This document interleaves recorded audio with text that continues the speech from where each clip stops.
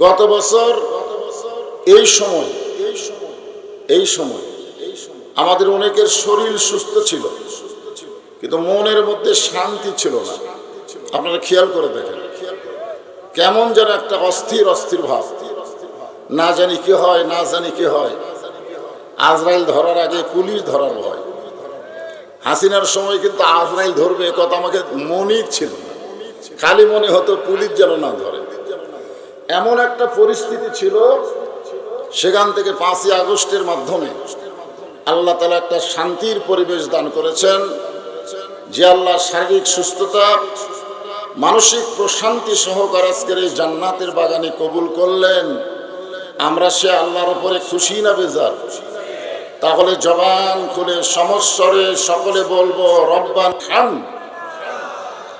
হামদান কাসীরান তাইয়িবান মুবারাক ফীহি।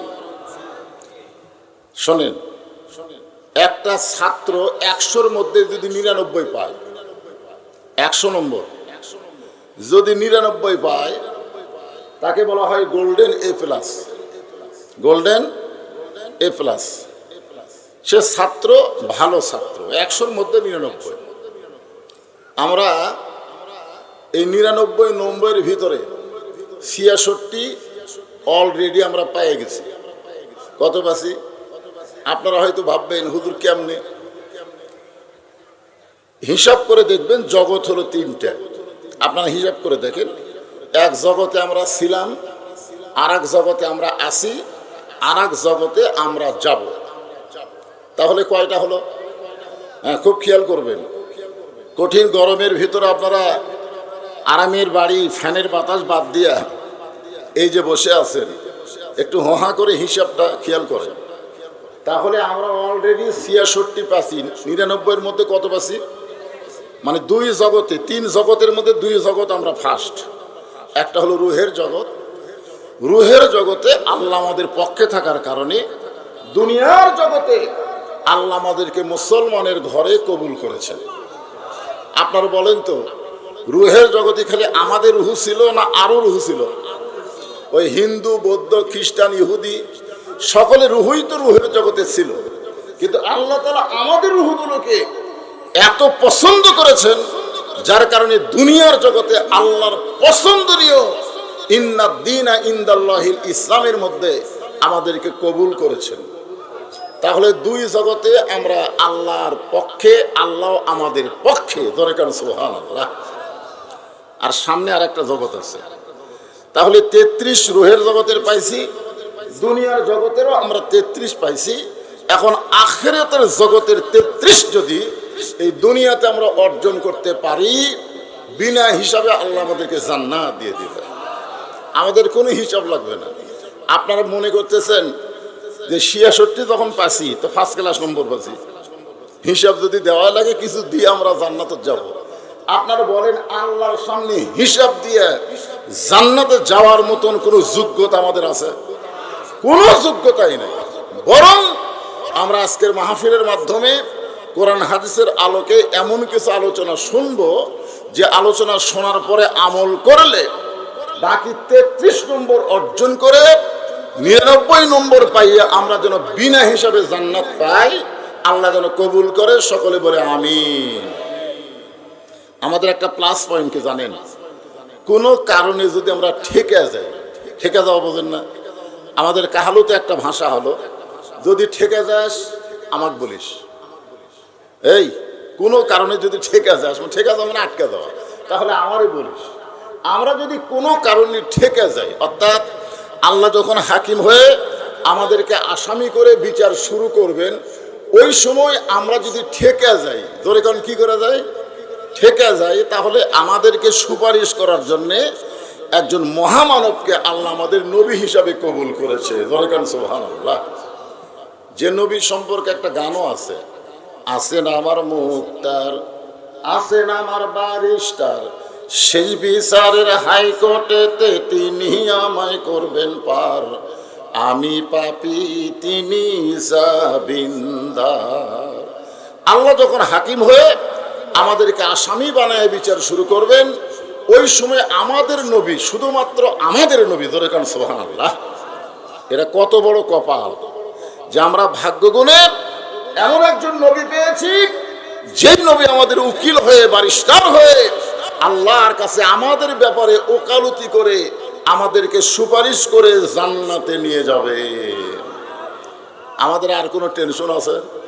এমন একটা বিশ্ব নবীর উম্মত হওয়ার কারণে আপনারা খুশি না বেজার? তাহলে জবান করে আরেকবার বলি আলহামদুলিল্লাহ।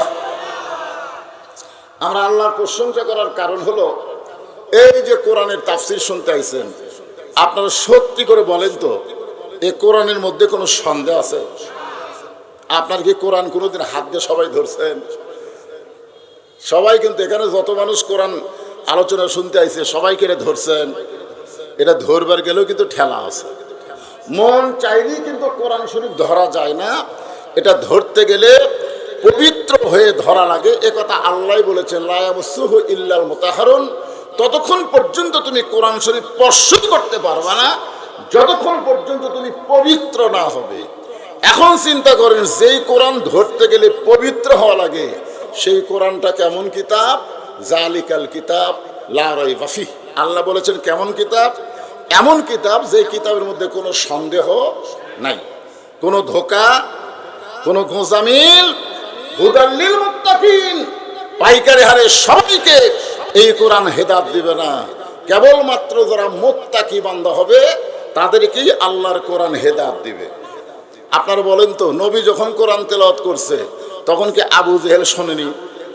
কারণ শোনে নাই, শুনছে। কিন্তু আপনারা তো বসে বসে শুনতেছেন, আবু জেহেলের বসারও জায়গা ছিল না।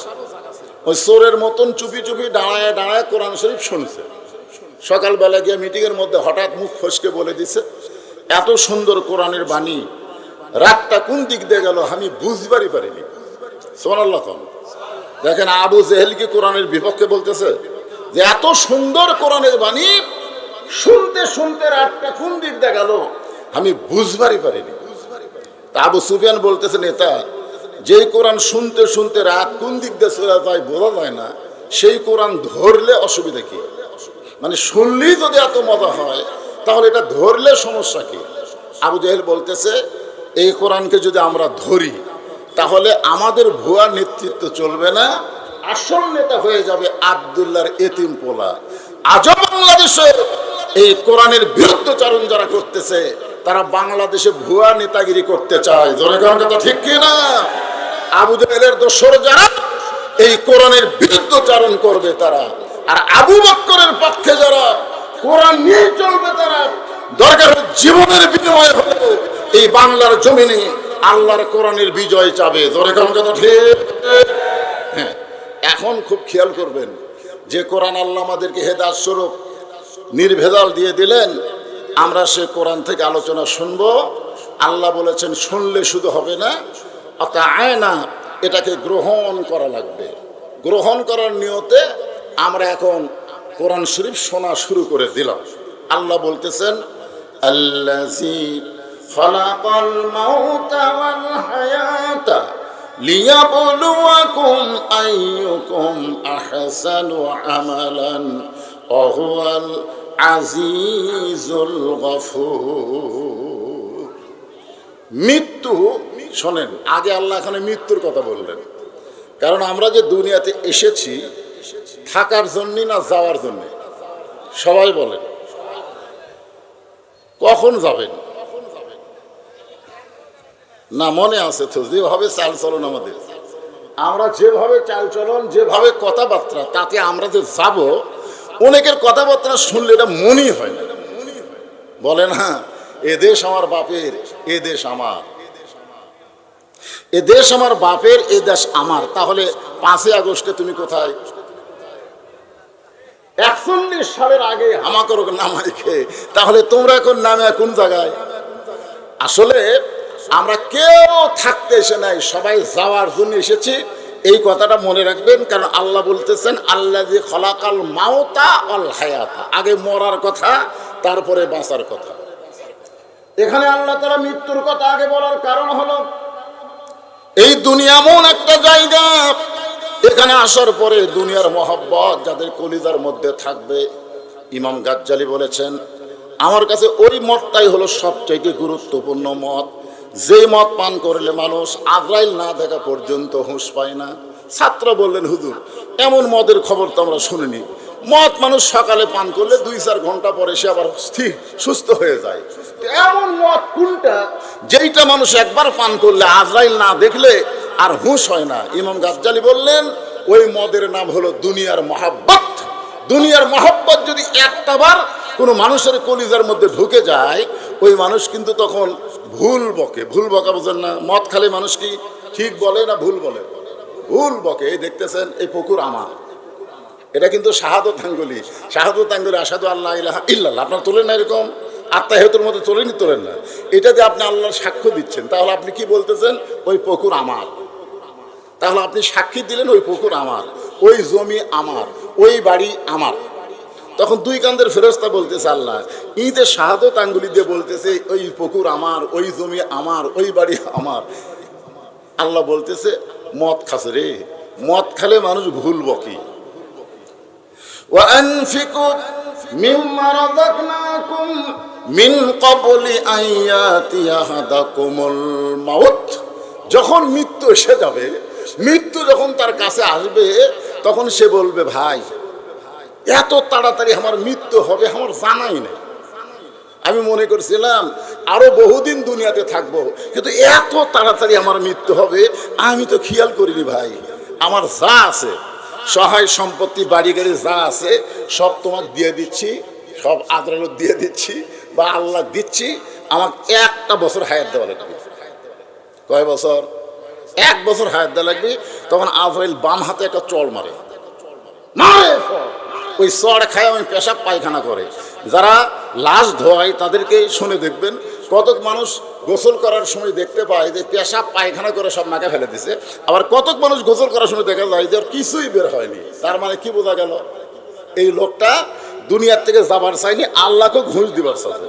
তখন আজরাইল বলে, পাগল, তুই যেগুলো দিবার চাচ্ছিস এগুলা কার? জোরে বলেন কার? পরের জায়গা পরের জমি, সবাই বলেন পরের জায়গা পরের জমি, ঘর বানায় আমি রই, আমি কিন্তু জায়গার মালিক নই। জমিদারের ইচ্ছা মতন, জমিদারের ইচ্ছা মতন দেই না জমিন চাষ, তাই তো ফসল ফলে না রে দুঃখ 12 মাস। আমি খাজনাপাতি সবই দিলাম, তবু জমিন হয় যে নিলাম, এই দুঃখের কথা কারে কই, পরের জায়গা পরের জমি, ঘর বানায়া আমি রই। জমিদারকে? আল্লাহ। জোরে বলেন জমিদারকে? জমিদারের ইচ্ছা মতন, জমিদার ইচ্ছা করেছে যে আমার কোরআন দিয়ে তোমরা বাংলাদেশ আবাদ করো। জোরে কোন কথা ঠিক কি না? জমিদারের ইচ্ছা মতন দেই না জমিন চাষ, মানে মানুষের তৈরি আইন দিয়ে আমরা দুনিয়াতে চলতেছি, যার কারণে আমরা মরার কথা ভুলে গেছি, খালি বাঁচার চিন্তা করতেছি। জোরে কোন কথা ঠিক কি না? কিন্তু আল্লাহ বলতেছেন, আল্লাযী খালাকাল মাউতা ওয়াল হায়াতা, তোমাদের মৃত্যু এবং হায়াতকে সৃষ্টি করেছি আমি। কেন করেছি? লিয়াবলুয়াকুম, তোমাদেরকে পরীক্ষা করা হবে, আইয়ুকুম আহসানু আমালা, সুন্দর আমলের পরীক্ষা। আপনারা বলেন তো, সুন্দর আমল যদি আমরা করতে চাই, তাহলে সুন্দর একটা পরিবেশের দরকার আছে না নাই? বর্তমানে যে পরিবেশ বাংলাদেশে চলতেছে, এই পরিবেশটা কেমন? এই ইয়ং জেনারেশন, যুবকেরা একটু মনোযোগ দিয়ে শুনবা। আমি আজকে মাহফিলে দেখলাম মুরব্বীদের চাইতে যুবকই বেশি। এই জন্য যুবকদেরকে একটু সাইজ করার কথা বলার দরকার আছে না? হ্যাঁ, খুব মনোযোগ দিয়ে শুনবেন। একটা মুসলমান তার সন্তানকে জন্ম দিছে। কে জন্ম দিছে? মুসলমান জন্ম দিয়া হিন্দুর বাড়িতে লালন পালন করতে দিছে। 10 বছর পরে মুসলমান ওই সন্তানকে ফেরত নিছে। আপনারা বলেন তো, ওই সন্তান আল্লাহ আল্লাহ বলবে না ভগবান বলবে? কেন বলবে? কারণ মুসলমান জন্ম দিলে তো হবে না, লালন পালন হয়েছে কার বাড়ি? আবার হিন্দু জন্ম দিয়ে মুসলমানের বাড়িতে লালন পালন করছে 10 বছর, এখন হিন্দু তার সন্তানকে ফেরত নিছে। এখন আপনার বলেন তো, এই সন্তান ভগবান কবে না আল্লাহ কবে? তাহলে কি বুঝলেন? যে জন্ম দিলেই মুসলমান হিন্দু হয় না, মুসলমান হিন্দু হয় পরিবেশের কারণে। বর্তমানে বাংলাদেশে যেই পরিবেশ চলতেছে, এই পরিবেশ কোনোদিন ঈমান রক্ষা মুসলমানের পরিবেশ হতে পারে না। জোরে গান কথা ঠিক কি না? তাহলে ঈমানকে রক্ষা করার মুসলমানের পরিবেশ তৈরি করতে গেলে আইয়ুকুম আহসানু আমালা, আল্লাহ বলেছেন তোমাদের সুন্দর আমলের পরীক্ষা হবে। এই সুন্দর আমল আমরা করতে চাই। জোরে বলেন সুন্দর আমল আমরা করতে। যারা বলতেছেন আল্লাহ আপনারা চান না সুন্দর আমল করবো, চান কি চান না? তাহলে জবান করে বলতে হবে সুন্দর আমল আমরা করতে, কিন্তু সুন্দর আমল করার পরিবেশ নেই। মনে করেন আমি একটা দৃষ্টান্ত দিচ্ছি, আপনি বাড়ি থেকে মসজিদের সামনে কাতারে জোহরের নামাজ পড়বেন, সামনে কাতারে আপনি জোহরের নামাজ পড়বেন, এই নিয়তে ওযু করে বাড়ি থেকে আপনি রওনা দিলেন, কিন্তু বাড়ি থেকে আপনার মসজিদ হলো 150 গজ দূরে। কয়শো গজ? এই 150 গজ যাইতে যাইতে দুইটা বেপর্দা নারী আপনার 2 চোখত পড়লো। আপনি কিন্তু ফালাবার চাননি, হঠাৎ পড়ে গেল। কারণ মেয়েরা যে হারে গ্রামগঞ্জে ঘোরাফেরা করতেছে আপনার চোখত পড়বেই, আপনি দেখবার না চানলেও পড়বি। জোরে করার কথা ঠিক কিনা? এখন দুইটা বেপর্দা নারী যদি 2 চোখত পড়ে, আপনি বলেন তো মশামাছি পড়লে তোলার উপায় আছে, কিন্তু বেপর্দা নারী যদি চোখত পড়ে তুলবার পারবেন? তাহলে আপনি সামনে কাতারে গিয়ে নিয়ত করলেন ইলা জিহাতিল কাবাতি শরীফাত আল্লাহু আকবার, আপনার মুখ আছে কাবার দিকে, চোখ আছে সেজদার দিকে, আর মন খালি বলতেছে রাস্তাত কি দেখলাম রে, রাস্তাত কি দেখলাম রে। আপনার বলেন তো নামাজ হবে? জোরে কোন নামাজ হবে? তাহলে মসজিদ ভালো হয়ে তো লাভ না, বাড়ি ভালো হয়ে লাভ না, আপনার নিয়ত ভালো হয়েও লাভ না, আপনার রাস্তা ভালো হওয়া লাগবে। কোনো বেপর্দা নারী রাস্তায় যেন না আসতে পারে, তার জন্য আল্লাহর কোরআনের আমল আছে না নাই? এখন বেপর্দা নারী রাস্তায় যদি আসা বন্ধ করতে চান, তাহলে বর্তমান বাংলাদেশের আইন দিয়ে হবে না, আমার আল্লাহর কোরআনের আইন লাগবে। জোরেগণ ঠিক কিনা? আল্লাহ কোরআনে বললেন ওয়াকারনা ফি বুয়ুতিকুন্না ওয়ালা তাবাররাজনা তাবাররুজাল জাহিলিয়াতিল উলা। আল্লাহর আইন কেমন এইটা বোঝানোর জন্য বলতেছি আইয়ুকুম আহসানু আমালা। খুব খেয়াল করবেন। অর্ধ পৃথিবীর খলিফা হযরত উমর, নাম শুনছেন তো আপনারা? বাংলাদেশের মতন 96টা দেশের খলিফা হযরত উমর। আমাদের বাংলাদেশ 96টা বাংলাদেশ একত্র করলে যতটুকু এরিয়া হবে ততটুকু এরিয়ার খলিফা আল্লাহ উমরকে বানাইছিলেন। হযরত উমর যখন অর্ধ পৃথিবীর খলিফা, ওই সময় আল্লাহর আইন পর্দা। আল্লাহর আইন পর্দা নিজের চোখে দেখার জন্যে তিনি ছদ্মবেশে মদিনার অলি গলি ঘুরতেছেন। কি দেখার জন্যে? পর্দা। পর্দা ধরে কারণ কি দেখার জন্যে? পর্দা দেখার জন্যে। হঠাৎ হযরত উমর দেখতে পায় 2 পাহাড়ের মাঝখানে একটা গিরিপথ, ওই গিরিপথ দিয়ে একটা সুন্দরী মেয়ে ধীর গতিতে হেঁটে হেঁটে আসতেছে। হঠাৎ হযরত উমর দেখতে পায় 2 পাহাড়ের মাঝখানে একটা কি পথ? গিরিপথ। গিরিপথ মানে সরু পথ। ওই সরু পথ দিয়ে একটা সুন্দরী মেয়ে ধীর গতিতে হেঁটে হেঁটে আসতেছে। ওমর ফারুক মেয়েটার দিকে তাকায় বললেন আলহামদুলিল্লাহ। এখন হয়তো আপনারা বলবেন হুজুর সুন্দরী মেয়ে হলে কি তাকান যাবে? ওমর ফারুক যে তাকালেন, ওমর ফারুক যে মেয়েটাকে সুন্দরী বলতেছে সেই মেয়েটার চেহারা সুরত দেখে সুন্দরী বলতেছে না, ওই মেয়েটার আপাদ মস্তক আল্লাহর আইন পর্দা। আর যে সমস্ত মেয়েরা পর্দার মধ্যে থাকে ওই সমস্ত মেয়েরাই হলো সুন্দরী মেয়ে। তোর এখন কথা ঠিক কিনা? এই জন্য আমার ওয়াজ আপনারা শুনেছেন, পর্দানিশী নারী যারা বিশ্ব সুন্দরী তারা। আজকে আপনাদের চাইতে মা বোনেরা বেশি হয়েছে, এজন্য মা বোনদের পর্দার একটু ওয়াজ করার দরকার আছে না নাই? আপনাদেরও ওয়াজ হবে ইনশাল্লাহ।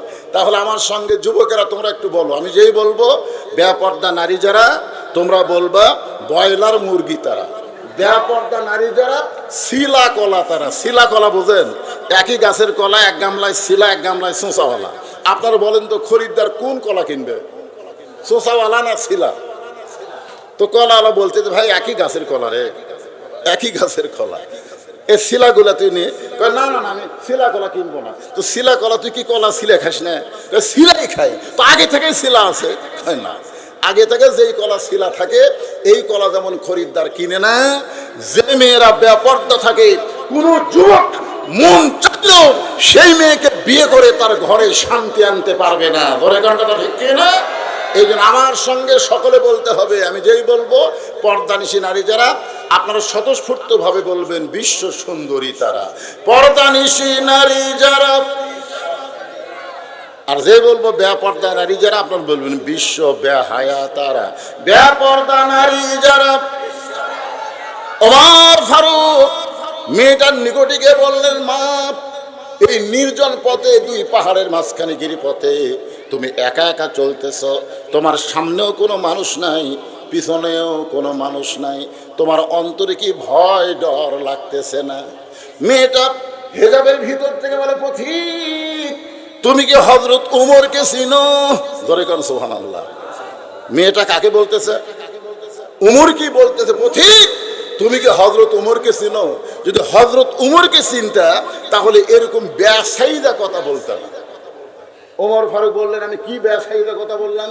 মেয়েটা বলতেছে, ওমর ফারুক যেদিন থেকে আল্লাহর কোরআন দিয়ে রাষ্ট্র চালায়, সেদিন থেকে পৃথিবীতে এক প্রান্ত থেকে আরেক প্রান্তে একটা মহিলা যাবে, তার কলিজায় আল্লাহ ছাড়া অন্য কারো ভয় থাকবে না। সবচেয়ে সুন্দর আমল হচ্ছে আল্লাহর ভয়। কেউ না দেখলো আল্লাহ দেখে, এই বিশ্বাস প্রত্যেকটা মুসলমানের কলিজায় থাকতে হবে। জোরে কথা ঠিক কিনা? আপনারা বলেন নামাজ কি আমল? নামাজ ভালো আমল না?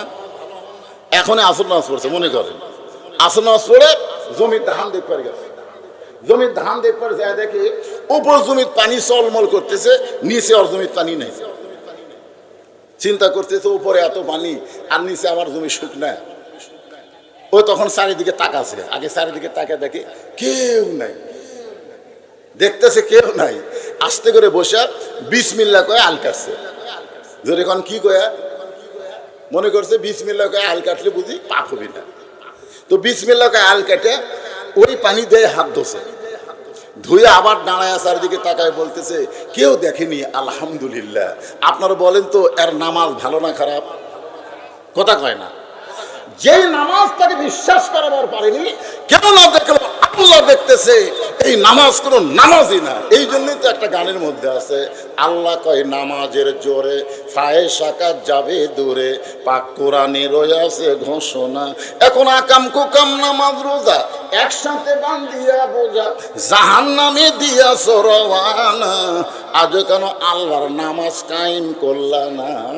দেখবেন অনেক লোক নামাজি আবার ঘুষ খায়, এরকম আছে না নাই?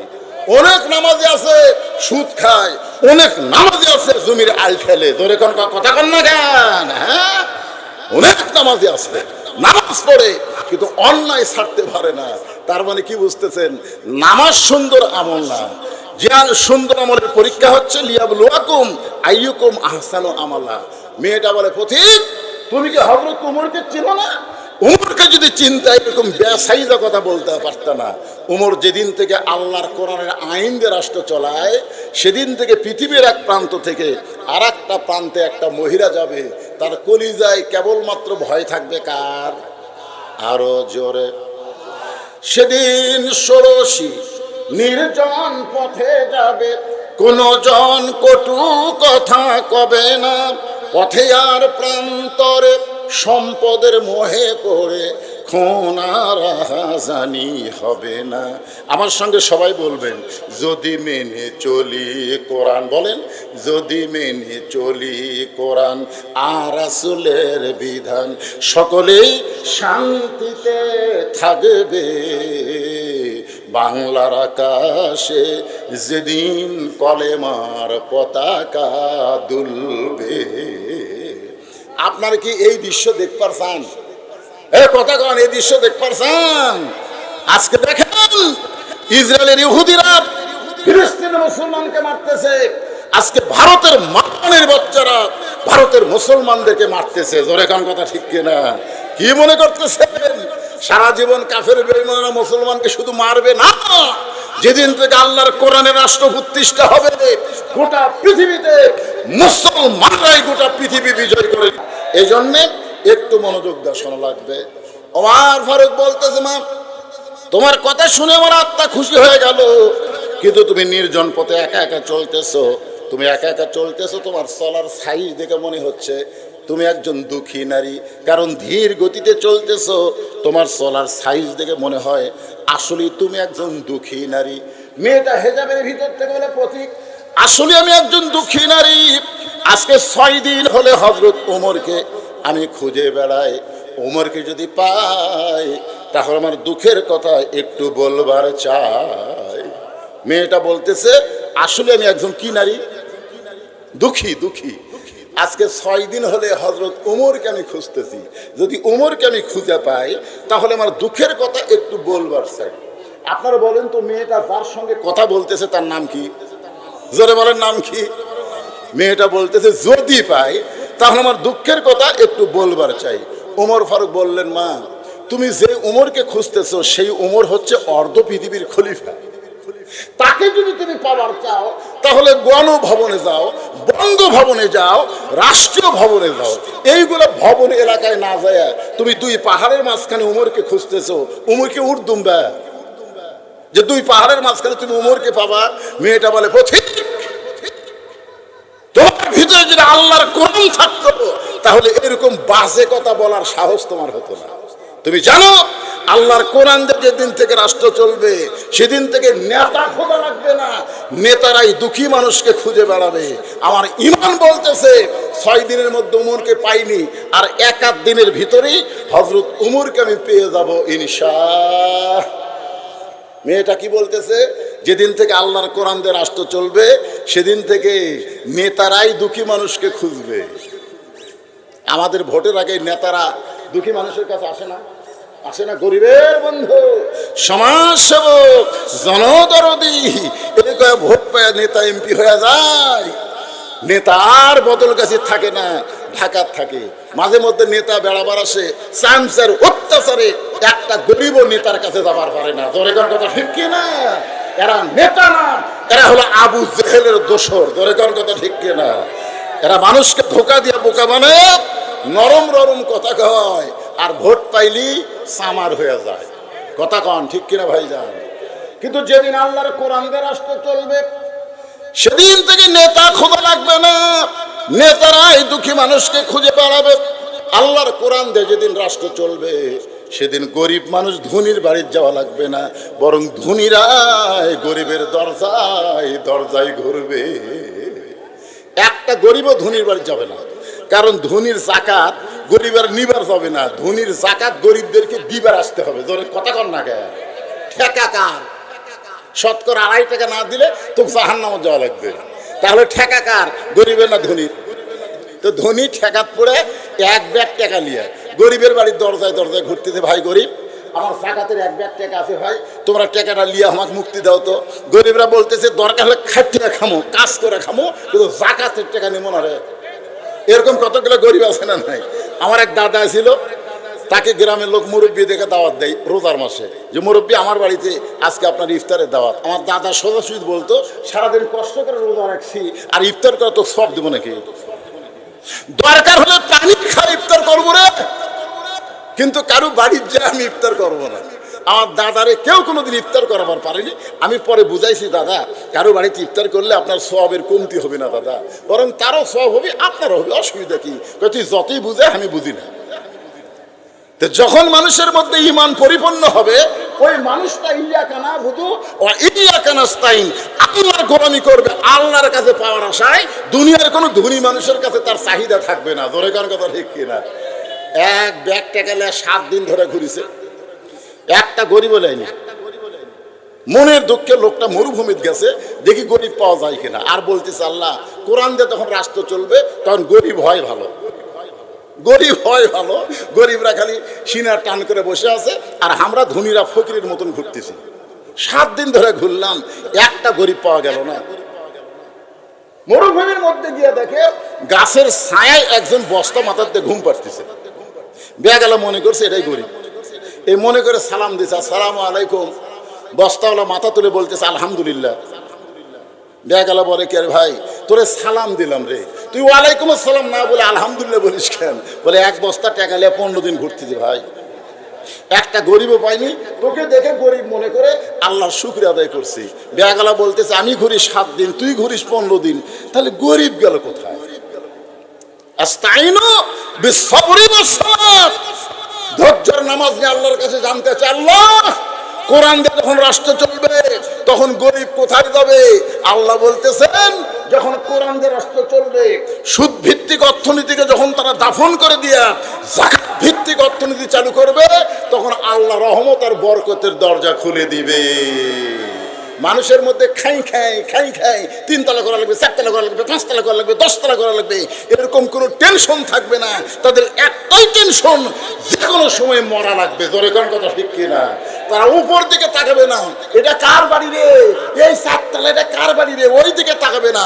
তারা সবসময় নিচের দিকে তাকায় থাকবে, এই মাটির নিচে আমার বাড়ি হবে। জোরে কোন কথা ঠিক কিনা?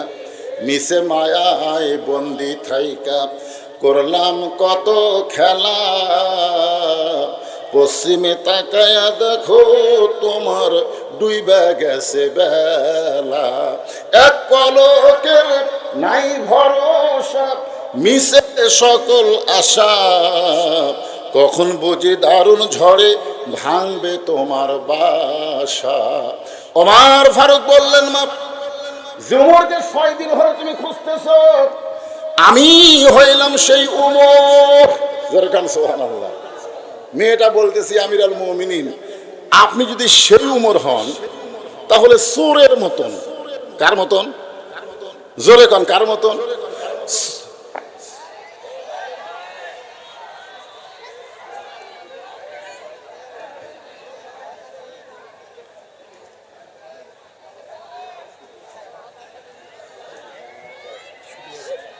আছে যেটা চালু হচ্ছে, এই হইচই করেন না, যেটা চালু হয়ে গেছে লাগবে না।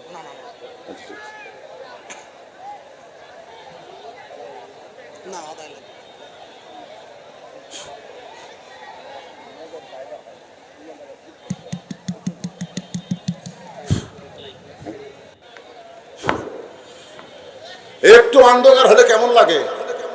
এর কথা কর না কেন, কেমন লাগে? আরে যতদিন পর্যন্ত কোরআনের রাষ্ট্র কায়েম না হবে ততদিন পর্যন্ত গোটা বাংলাদেশ অন্ধকারে নিমজ্জিত থাকবে। তোর এখান কথা ঠিক কি না? খালি বাড়ি এরকম বাতির আলো দেখলে হবে না তো।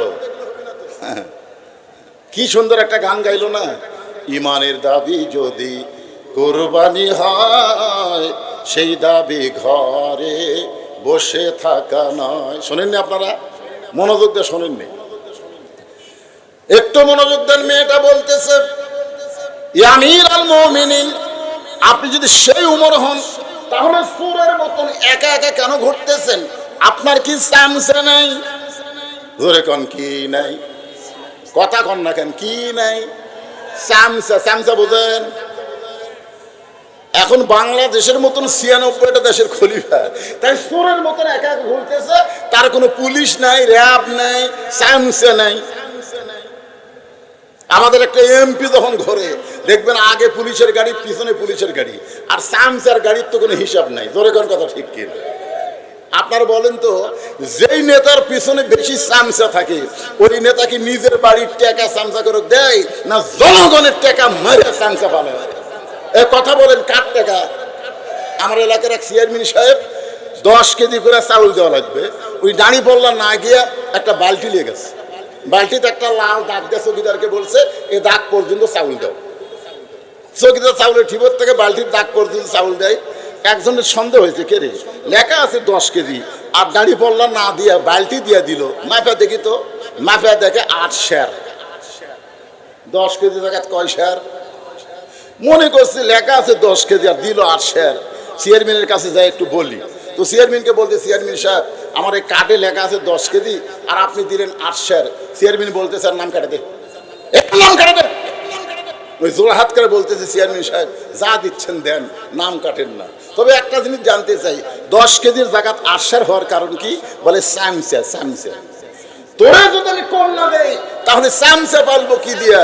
যেই নেতার পিছনে যত চামচা থাকবে বুঝবেন ওই নেতা তত জনগণের সম্পদ মারবে। জোরে কোন কথা ঠিক কিনা কথা বলেন? ওমর ফারুক চোখের পানি বের করে বললেন, মা চামচা পালার মতন অর্থ আমি কোথায় পাবো? আপনারা বলেন তো হযরত ওমর অর্থনৈতিক অবস্থা কেমন ছিল? একবার আব্দুল্লাহ ইবনে ওমর মায়ের কাছে বায়না ধরলো, মা সবাই ঈদের দিনে নতুন জামা পরবে, আমার কিন্তু নতুন কোনো জামা নাই, আমার বাবাকে একটু বলেন সে যেন ঈদের জন্য আমাকে একটা নতুন জামা কিনে দেয়। আব্দুল্লাহর মা হযরত ওমর ফারুকের স্ত্রী স্বামীর কাছে বলছে, স্বামী গো, আল্লাহ আপনাকে অর্ধ পৃথিবীর খলিফা বানাইছে, আব্দুল্লাহর জন্য ঈদে একটা নতুন জামাকে আপনি দিবার পারবেন না? ওমর ফারুক বললেন, বিবি এই মুহূর্তে আমার হাতে তেমন কোনো টাকা নাই যে আব্দুল্লাহর একটা নতুন জামা বানায় দিব। ওমর ফারুকের বিবি বলতেছে, আমি তো নিবার চাইনি, কিন্তু আপনার ছোট বাচ্চা নিবার চাইছে। এখন মায়ের কাছে বায়না ধরছে, মা কি করবে? কিছুক্ষণ পরে আব্দুল্লাহ ইবনে ওমর বাবার সামনে এসে দাঁড়াইছে। ওমর ফারুক বলে, বেটা রে, তুই নাকি নতুন জামা নিবি? বলে, হ্যাঁ বাবা, যদি আপনি মেহরবানি করেন। ওমর ফারুক বললেন, আমার হাতে কোনো টাকা নাই, তবে অর্থমন্ত্রীর কাছে আমি একটা চিঠি লিখে দিচ্ছি, যাও। এই চিঠি দেওয়ার পরে সে তোমাকে 10টা দিরহাম দেবে, আর 10টা দিরহাম সে আমার বেতন থেকে যেন কাটিয়ে নিয়ে আমার বেতন দেবে। আব্দুল্লাহ ইবনে ওমর ওই চিঠি নিয়ে অর্থমন্ত্রীর কাছে যখন দিল, অর্থমন্ত্রীর কাছে যখন দিয়েছে, অর্থমন্ত্রীর চিঠি পড়ে বলতেছে, আব্দুল্লাহ, তোমার বাবা আগামী বেতন পর্যন্ত বাঁচার গ্যারান্টি যদি দিবার পারে, তাহলে তোমাকে 10 দিরহাম আমি দিব। তুমি তোমার বাবার কাছে গিয়ে চিঠি দিয়ে বলো, আপনি লিখে দেন যে বেতন পাওয়ার আগে আমার মৃত্যু হবি না, বেতন পাওয়ার আগে আমি মরবো না, এটা খালি লিখে দিলি আমি তোমাকে 10 দিরহাম দিব।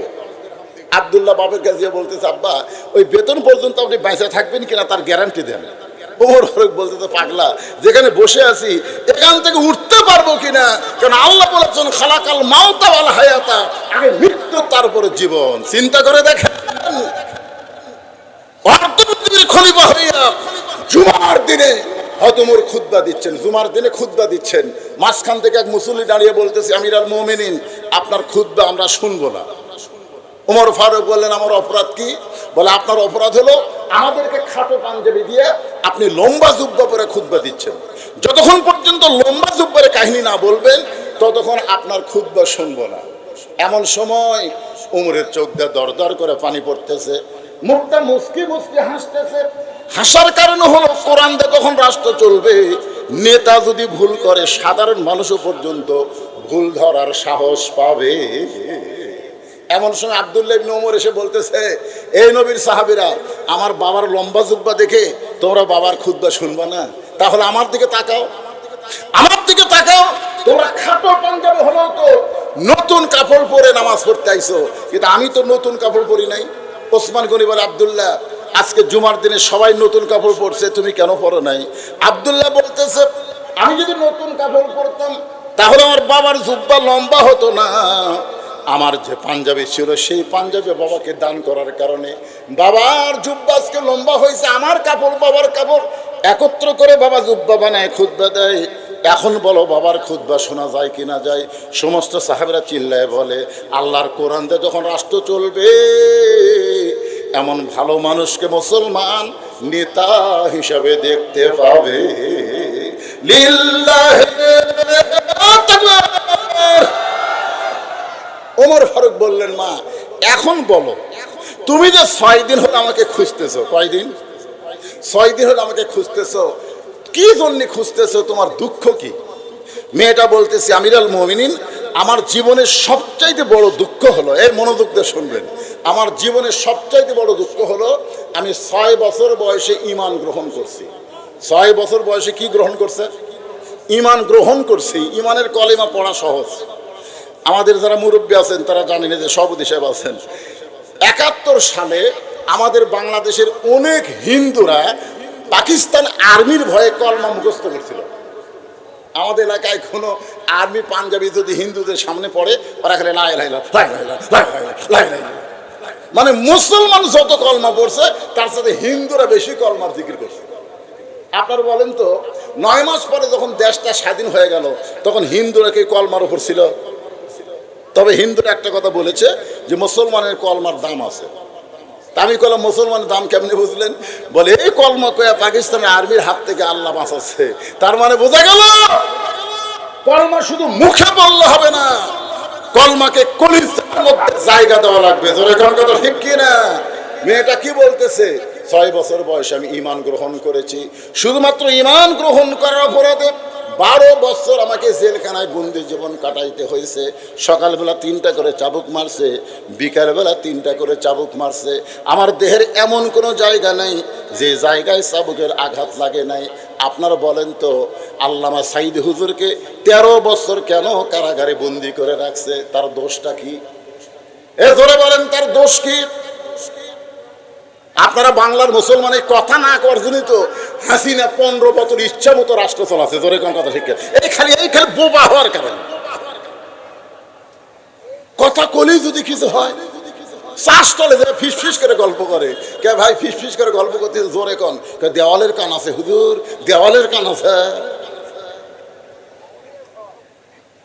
এই কথা না করার জন্য একটা কষাই, আমার এলাকার একটা কষাই বলেছে, হুজুর গরুর দাম ঠিক খুব একটা বাড়েনি, কিন্তু এই জনগণ কথা কয় না দেখে ইচ্ছা মতো আমরা দাম বাড়াই। 500 টাকার গোস্ত 550, কথা কয় না 600, কথা কয় না 650, কথা কয় না 700। ধরে করার কথা ঠিক কিনা? 10 জন গোস্ত না খেয়ে যদি বলা গত হাটে 600 বেচছিস, আজকে 650 কেন? হিসেব দিবি, না হয় তোকে আজকে সাইজ করবো। একটা কষায় বাংলাদেশে গোস্তর দাম বাড়াবার পারতো না। ধরে করার কথা ঠিক। এখানে কথা, এই কথা কয় না, কথা বলেন না কেন? হ্যাঁ, খুব খেয়াল করবেন।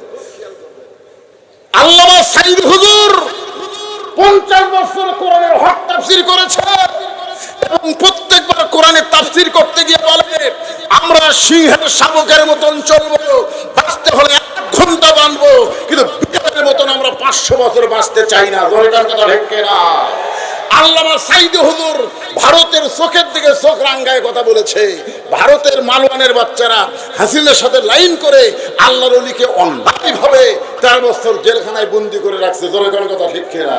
যেদিন তাকে হাসপাতালে হত্যা করা হলো, তার মাত্র 2 দিন আগে কয়েকজন নেতা ভারত থেকে এসে বলল জেলখানার মধ্যে সে মরতেছে না, তাকে মারা লাগবেই, ভারতের হুকুম। এখন ভারতের হুকুম হলে কেমনে মারা যায়? জেলখানা থেকে বের করে হাসপাতালে নিয়ে গিয়ে তাকে স্লো পয়জনে ইনজেকশন করে হত্যা করা হলো।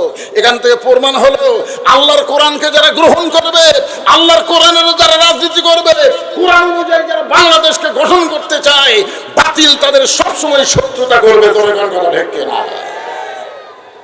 কি মনে করতেছেন?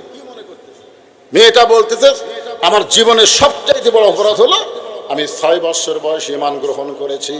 শুধুমাত্র ঈমান গ্রহণ করার অপরাধে 12 বছর আমাকে জেলখানায় বন্দি জীবন কাটাতে হয়েছে। সকালবেলা 3টা করে চাবুক মারছে, বিকালবেলা 3টা করে চাবুক মারছে। আমার দেহের এমন কোনো জায়গা নেই যে জায়গায় চাবুকের আঘাত লাগে নাই। আমির আল মুমিনিন, আমি যেই দেশে জন্মগ্রহণ করছি ওই দেশের নাম হলো রোম দেশ। ধরে কোন কি দেশ? কিছুদিন আগে আপনি রোম পারস্য দখল করছেন। কিছুদিন আগে আপনি রোম পারস্য দখল করে বলেছেন, মুসলমান কোন রাষ্ট্র যখন দখল করবে ওই রাষ্ট্র তখন আল্লাহর কোরআন দিয়ে চলবে। আর আল্লাহর কোরআন দিয়ে যখন রাষ্ট্র চলবে তখন অযথা জেলখানার কোনো দরকার। আপনি জেলখানার দরজাগুলো মুক্ত করে দিলেন। আমি একজন দাদা, আমার খ্রিস্টান, আমার বাপও খ্রিস্টান। আমি 6 বছর বয়সে খ্রিস্টানদের ঘরে মুসলমান হয়ে এই জেলখানায় বন্দি ছিলাম। কিন্তু যখন জেলখানার দরজা উন্মুক্ত করে দিলেন, আমি এখন কোথায় যাব? আমার দাদা খ্রিস্টান, বাপ খ্রিস্টান, আমার দেশের সকলেই খ্রিস্টান। আমি একজন মুমিনা নারী হয়ে খ্রিস্টানদের কাছে না গিয়ে এই 2 পাহাড়ের মাঝখানে 6 দিন হলে আপনাকে খুঁজতেছি। যদি আপনাকে খুঁজে পাই, আপনার কাছে আমি এই দুঃখিনী মেয়ে একটু আশ্রয় চাই। ওমর ফারুক মুস্কি হাইতে বললেন, মা আমি তোমাকে আশ্রয় দিবার পারবো না, তবে ইসলাম তোমাকে অধিকার দিয়েছে। আপনার বলেন তো, ইসলামে মেয়েদের অধিকার আছে না নাই? কি অধিকার? আগের বক্তারা ওয়াজ করছে যে স্বামীর পায়ের তলে বইয়ের জান্নাত। এটা ভুয়া কথা। আমি আজ পর্যন্ত কোন হাদিসে পাই নাই যে স্বামীর পায়ের তলে বইয়ের জান্নাত। আমি বহু আলেমকে বলছি, সবাই বলে এটা হাদিস না, এটা বক্তারা মেয়ে মানুষকে দমানোর জন্য এই মিথ্যা হাদিস করছে। এটা হাদিস না। স্বামীর পায়ের তলে বইয়ের জান্নাত নাই, তবে মায়ের পায়ের তলে সন্তানের জান্নাত। এটা হলো সহিহ হাদিস। ধরে কেন সুবহানাল্লাহ। আপনারা কোরআন হাদিস খুঁজে দেখবেন, মরদ মানুষের পায়ের তলে জান্নাত নাই, জান্নাত আছে মেয়ে মানুষের পায়ের তলে। সে মেয়ে মানুষ যদি মা হয়, তাহলে ইসলাম বাপের অধিকার বেশি দিছে না মায়ের অধিকার বেশি দিছে? সবাই বলবেন বাপের না মায়ের? আল্লাহ মায়ের কথা রাসূলের মাধ্যমে কয়বার বলেছে? তিনবার মায়ের কথা, একবার হলো বাপের কথা। আপনার বলেন তো ইসলাম ছেলের অধিকার বেশি দিয়েছে না মেয়ের? আরো জোরে কন। মেয়ের অধিকার বেশি দিয়েছেন। আমার মায়েরা, ইসলাম আপনাদের কি অধিকার দিয়েছে একটু মনোযোগ দিয়ে শোনেন। ওমর ফারুক বললেন, মা ইসলাম তোমাকে অধিকার দিয়েছে। মেয়েটা বলতেছে, আমিরাল মুমিনিন, আমার বর্তমানে ইসলাম কি অধিকার দিয়েছে? ওমর ফারুক বললেন, তোমার বয়স কত? মেয়েটা বলতে 6 বছর বয়সে ইমান গ্রহণ করছি, আর 12 বছর জেলখানায় ছিলাম। 6 আর 12 কত হয়? সবাই বলেন। ওমর ফারুক বললেন, মা 18 বছরের একজন যৌবন নারীর জন্য ইসলামের বহু অধিকার আছে। 1 নম্বর অধিকার হলো ভালো একটা ছেলের সঙ্গে বিয়া বসা। 1 নম্বর অধিকার হলো ভালো কি ছেলে? সুন্দর না ভালো? ভালো একটা ছেলের সঙ্গে বিয়া বসার অধিকার। ভালো ছেলে বলতে আপনারা কি বুঝতেছেন? এই পিছনে যারা আছে কথাই কয় না রে বারে। ভালো ছেলে বলতে আপনারা কি বোঝেন? ভালো ছেলে যেই ছেলে 1 টাকাও ডিমান্ড নেবে না, মহারণা নগদ দিবে, এই ছেলে হলোই ভালো ছেলে। জোরে কান কথা ঠিক কিনা? আপনাদের বদল গাছের খবর কি? ভালো মহারণা নগদ? ও মহারণাই বাকি। আপনারা বলেন তো ডিমান্ড নেওয়া জায়েজ না হারাম? যে বিবাহের ছেলের ডিমান্ড নিল অথচ মহারণা বাকি রাখলো, ওই যদি 1 কোটি বড় কবুল কয়, ওই বিয়া হবে না। ওদের মিলনের মাধ্যমে যে সন্তান আসবে সবগুলো হবে জারদ সন্তান। জোরে কান কি সন্তান? এখন বলেন তো বিয়াগুলোই যদি না হয়, বাচ্চাগুলো কি হলো? আর কথা কয় না রে। এবার আসল জায়গাটা আটকে গেছে। আপনারা বলেন তো ডিমান্ড নেওয়া জায়েজ না হারাম? আর মহারণা দেওয়া সুন্নত না ফরজ? মহারণা দেওয়া হলো ফরজ। ভালো ছেলের গুণই হচ্ছে যে ডিমান্ড নেবে না, মহারণা নগদ দিবে। ওমর ফারুক বললেন, মা তুমি একজন মহিলা, তুমি ভালো ছেলে কোথায় পাইবা? তোমার তো কোনো অভিভাবক নাই, আমি তোমার অভিভাবক হয়ে একটা ভালো ছেলের কথা বলি, দেখো তো ছেলেটা তোমার পছন্দ হয় কিনা। মেয়েটা বলতেছে, আমিরাল মুমিনিন, তাহলে বলেন তো আপনার ভালো ছেলের খবর কি? ওমর ফারুক বললেন, ছেলেটার নাম হলো আব্দুল্লাহ। ছেলেটার নাম কি? বয়স হলো 22 বছর। বয়স কয় বছর? 22 বছর। লম্বা হলো 6 ফুট 2 ইঞ্চি। যোগ্যতা হলো 30 পারা কোরআনের হাফেজ, 6 লক্ষ হাদিসের হাফেজ। গায়ের রং হলো ফর্সা, চাঁদের মতো চেহারা, আর বাপের নাম হলো ওমর। আমার ছেলে আব্দুল্লাহর সঙ্গে তোমাকে বিয়া দিয়া, তোমাকে বৌমা বানায়া আমার বাড়িতেই তোমাকে অধিকার দিবার চাই। জোরে কান কি মা? সবাই বলেন কি মা? বৌমা। আপনাদের এলাকায় মুরব্বীরা আপনাদের বেটার বউকে কি বলে ডাকেন? মারে ও মা, বৌমা।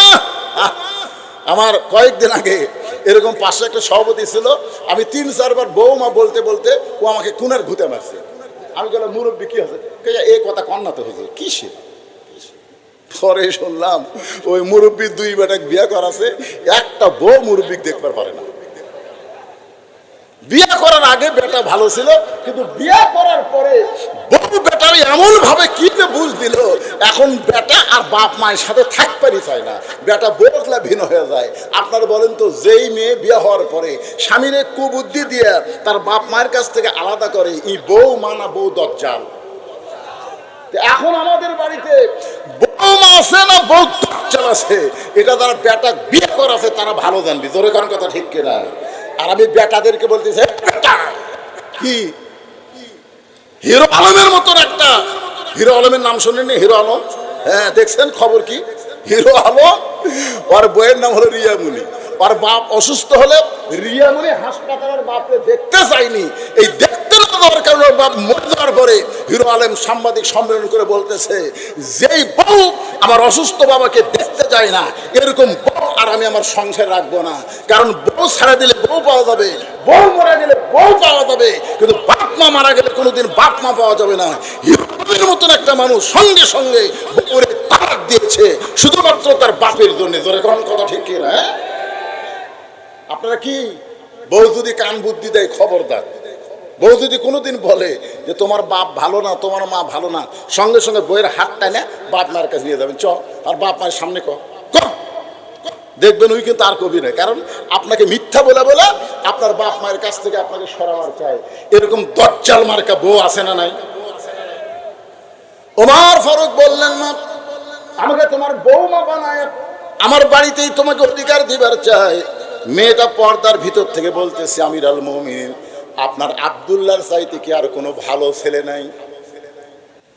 ওমর ফারুক চমকে উঠছে যে, মা, আমার আব্দুল্লাহর চাইতে ভালো ছেলে না? মেয়েটা বলতেছে, আপনি বলেন আমার একটা ভালো ছেলে বিয়ে করার অধিকার আছে, তা আপনার আব্দুল্লাহ, আপনার ছেলে কি সব চাইতে ভালো? তার চাইতে কোনো ভালো ছেলে নাই? ওমর ফারুক বললেন, মা, আমার দুই চোখে আমার আব্দুল্লাহর চাইতে ভালো কোনো ছেলে আমার চোখে পড়ে না। মেয়েটা বলতেছে, তাহলে শোনেন তো, আমি একটা ছেলের নাম বলি, সেই ছেলেটা কেমন? ওমর ফারুক মাথায় হাত দিয়ে চিন্তা করে, কে রে?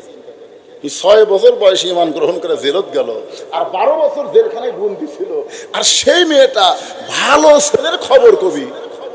ঠিক আছে মা, বলো তো তোমার কাছে ভালো ছেলেকে? মেয়েটা বলতেছে, ছেলেটার নাম হলো হোসাইন, ছেলেটার মায়ের নাম হলো ফাতেমা, বাবার নাম হলো হযরত আলী, নানার নাম হলো মুহাম্মদুর রাসূলুল্লাহ। এখন বলেন তো, আপনার আব্দুল্লাহ ভালো না হোসাইন ভালো? ওমর ফারুক মাটির দিকে তাকায় বলে, মা, তুমি যে হোসাইনের নামটা কইলা, আমার আব্দুল্লাহর চাইতে কোটি কোটি গুণ বেশি ভালো। তো মেয়েটা বলতেছে, হোসাইনের মতন ভালো ছেলে থাকতে আপনার আব্দুল্লাহর সঙ্গে বিয়ে বসবো কেন? আপনি তো বলেছেন একটা ভালো ছেলের সাথে বিয়ে বসার অধিকার আল্লাহ আমাকে দিছে, তাহলে হোসাইনের মতন ভালো ছেলে থাকতে আপনার আব্দুল্লাহর সাথে আমি বিয়ে বসবো কেন? ওমর ফারুক চোখের পানি বের করে বলে, মা, আমি জীবনে কোনোদিন ঘটকালি করি নাই, আজকে প্রথম তোমার বিয়ের আমি ঘটক হব। মেয়েটাকে নিরাপদ আশ্রয় দিয়ে পরন্ত বিকাল বেলায় হযরত ওমর আলীর বাড়ির দরজায় গিয়া সালাম দিলেন। কারো বাড়ির দরজা গিয়া সালাম দেওয়া হলো নবীর সুন্নাত। হযরত ওমর সালাম দিলেন, আসসালামু আলাইকুম ইয়া আহলাল বাইত, আম্মা সাইলা ফালা তানহার। হযরত আলী ঘরের ভিতর থেকে চমকে গেল। যে ব্যক্তি সালাম দিল কণ্ঠ শুনে মনে হয় হযরত ওমর, কিন্তু ফকিরের আয়াত কেন তেলাওয়াত করলেন? আম্মা সাইলা ফালা তানহার, এই ফকিরকে ফিরায়ও না। আলী চমকে গেল, ওমরের মতন মহামানব আমার দরজা সালাম দিল, কিন্তু ফকিরের আয়াত কেন তেলাওয়াত করলো? বের হয়ে ওয়ালাইকুম আসসালাম বলে বলে, আমিরুল মুমিনিন, আপনি আবার কবে থেকে ফকির হলেন? ওমর ফারুক বলে, আলী রে, এই ফকির সেই ফকির না, এই ফকির হলো এমন একটা বিপদের ফকির, সে ইচ্ছা করলে বিপদটা থেকে তুমি আমাকে রক্ষা করবার পারো। আলী বলতেছেন, আমার মতন গরিব মানুষ আপনাকে কি বিপদ থেকে রক্ষা করবে? ওমর ফারুক বলে, আলী ভাই, তোমার ছেলে হোসেনের ব্যাপারে আমি একটু ঘটকালি করবার চাই। শোনো হোসাইন, ব্যাপার আমি যে ঘটকালি করব, সেই মেয়েটা সাধারণ কোনো মেয়ে না। এই মেয়ের যোগ্যতা হলো 6 বছর বয়সে ঈমান গ্রহণ করেছে। এই মেয়েটার বড় যোগ্যতা হলো 12 বছর ঈমানের পরীক্ষা দিয়েছে। সকালবেলা 3টা করে চাবুক মারছে, বিকালবেলা 3টা করে চাবুক মারছে। এই মেয়েটার যোগ্যতা হলো, আমার আব্দুল্লাহর সঙ্গে বিয়ে দিবার চাইলাম, কিন্তু মেয়েটা আমার ছেলে আব্দুল্লাহকে পছন্দ করে না। সে মনে মনে কল্পনা করেছে তোমার হোসেনকে সে স্বামী হিসাবে কবুল করতে চায়। আলী বলতেছে, আমিরুল মুমিনিন, এমন একটা ভালো মেয়ে যদি আমার হোসেনের বউ হয়, আমার জীবন এবং হোসেনের জীবনটা সার্থক হয়ে যাবে। ধরে কোন সুবহানাল্লাহ। আমিও মনে মনে এমন একটা মেয়ে খুঁজতেছিলাম হোসেনের বিবি হওয়ার জন্যে। ওমর ফারুক আলীকে বুকের মধ্যে নিয়ে বলে, আলী রে, তাহলে আল্লাহ আমার ঘটকালি কবুল করেছে। হযরত ওমর আলীকে বুকের মধ্যে নিয়ে যখন কোলাকুলি করতেছে, এমন সময় হোসেন ঘর থেকে বের হয়ে সালাম দিয়ে বলে, মুরব্বী, আপনার দুইজন যেভাবে কোলাকুলি করতেছেন, মনে হয় আপনারাই বিয়ে করবেন। ওমর ফারুক বলে, হোসেন, তুমি এমন কথা বলো বাবা, তুমি কি আমরা মুরব্বী এটা পছন্দ করো না? আমরা যদি মুরব্বী মিলে কোনো সিদ্ধান্ত নেই, সেই জায়গায় তুমি গ্রহণ করবে না।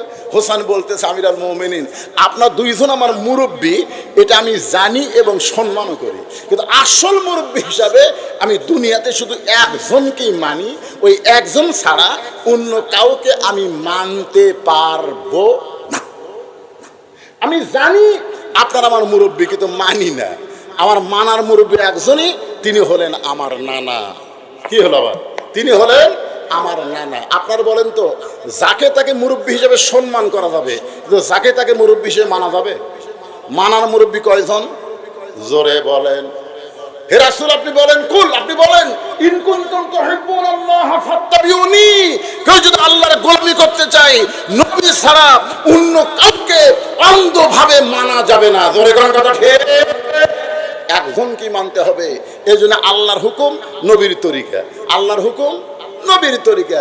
নবীর তরিকা ছাড়া অন্য কোনো তরিকা মানা যাবে? ওমর ফারুক বলে, হোসাইন তুমি কি বলবার চাও? হোসাইন বলতেছে, কয়েকদিন আগে আমি স্বপ্নে দেখলাম আমার নানা ঘরের মধ্যে আরাম করতেছে। আমি এখন দরজাত গিয়ে বললাম, নানু ভাই, আমি হোসাইন একটু আপনার কাছে যাবার চাই। আমার নানা বলতেছে, খবরদার, এখন দরজায় থাকাস না, আমি জান্নাতে আরাম করতেছি, এখন দরজা খোলা যাবে না। আমি হোসেন চমকে গেলাম। ভাঙ্গা ঘরের মধ্যে নানা কথা বলতেছে, আর নানা কয় জান্নাতে আরাম করতেছি। এই জান্নাতটা কেমন? আমি জানলার কাছে গিয়া জানলার ফাঁক দিয়ে তাকাই, দেখি আমার নানি উরাতকে বালিশ বানায় দিছে, আর সেই উরুর উপরে মাথা দিয়া আমার নানা শুয়ে আছে। আমি রাগ করে বললাম, নানু ভাই, নানির উরাতকে বালিশ বানায় শুয়ে থাকলে কি জান্নাতে থাকা যায়? আমার নানা বলে, হোসেন রে, তুই ছোট্ট মানুষ, তুই বুঝবি না। তোর নানির মতন বউ যদি কেউ ঘরে পায়, ওই ঘরটা আল্লাহর জান্নাত হয়ে যায়। লিল্লাহি। আপনারা কি খেয়াল করছেন নবী কি বলতেছে?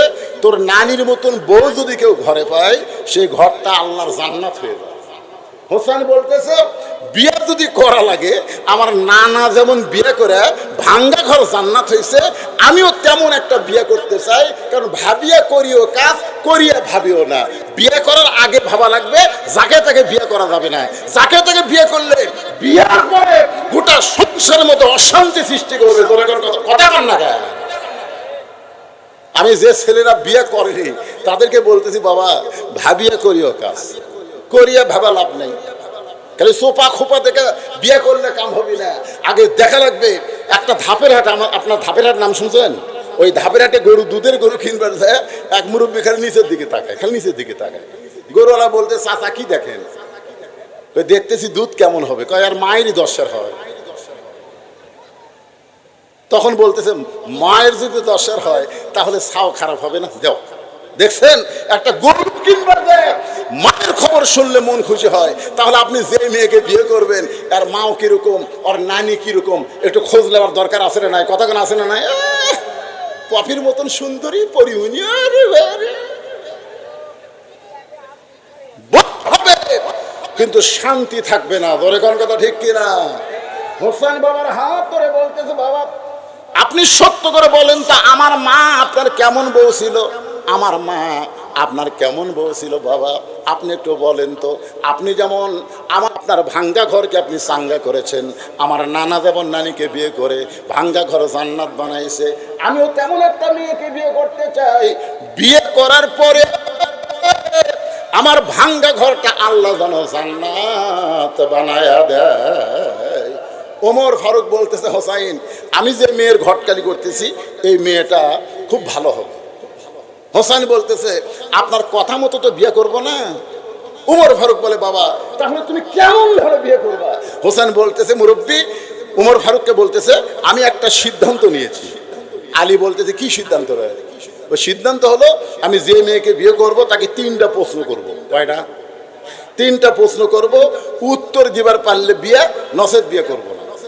ওমর ফারুক বলতেছে, বাবা হোসাইন, তুমি কি 3টা প্রশ্ন করবা? হোসেন বলতেছে, আমি যে মেয়েকে বিয়ে করব তার সামনে শুধু প্রশ্ন আউট হবে, দুনিয়ার কোনো মানুষের কাছে আপনি প্রশ্ন আউট করবো না। ওমর ফারুক বলতেছে, আলী, কি প্রশ্ন করবে তুমি জানো? আলী বলতেছে, জীবনের প্রথম শুনলাম। ওমর কয়, আমিও জানি না, তুমিও শোনো নাই, তাহলে মেয়েটা কেমনে উত্তর দেবে? ওমর ফারুক মনটা ভার করে মেয়েটার দরজায় গিয়ে বলে, মা, আমার আব্দুল্লাহর সঙ্গে বিয়া বসরে মা, তোর জীবন বড় সুন্দর হবে। মেয়েটা বলতেছে, খালি একটা বার বলেন, আপনার আব্দুল্লাহ হোসেনের চাইতে ভালো। যদি আপনার আব্দুল্লাহ হোসেনের চাইতে ভালো হয় তাহলে আমার কোনো আপত্তি নাই। ওমর ফারুক বলতেছে হোসেনের চাইতে আব্দুল্লাহ কোনোদিন ভালো হবে না, কারণ রাসূল বলেছেন সাইদুস শাবাবি আহলুল জান্নাহ।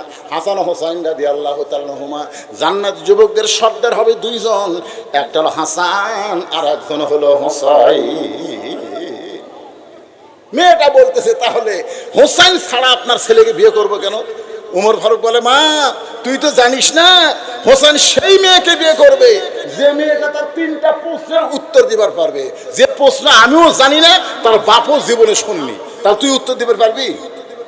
মেয়েটা বলতেছে আমিরুল মুমিনিন হোসেন কি 3টা প্রশ্ন করবে আমি জানি না, তবে আমার ঈমান বলতেছে কেউ না পারলেও আমার আল্লাহ পারাবে। ধরে কেন সুবহানাল্লাহ।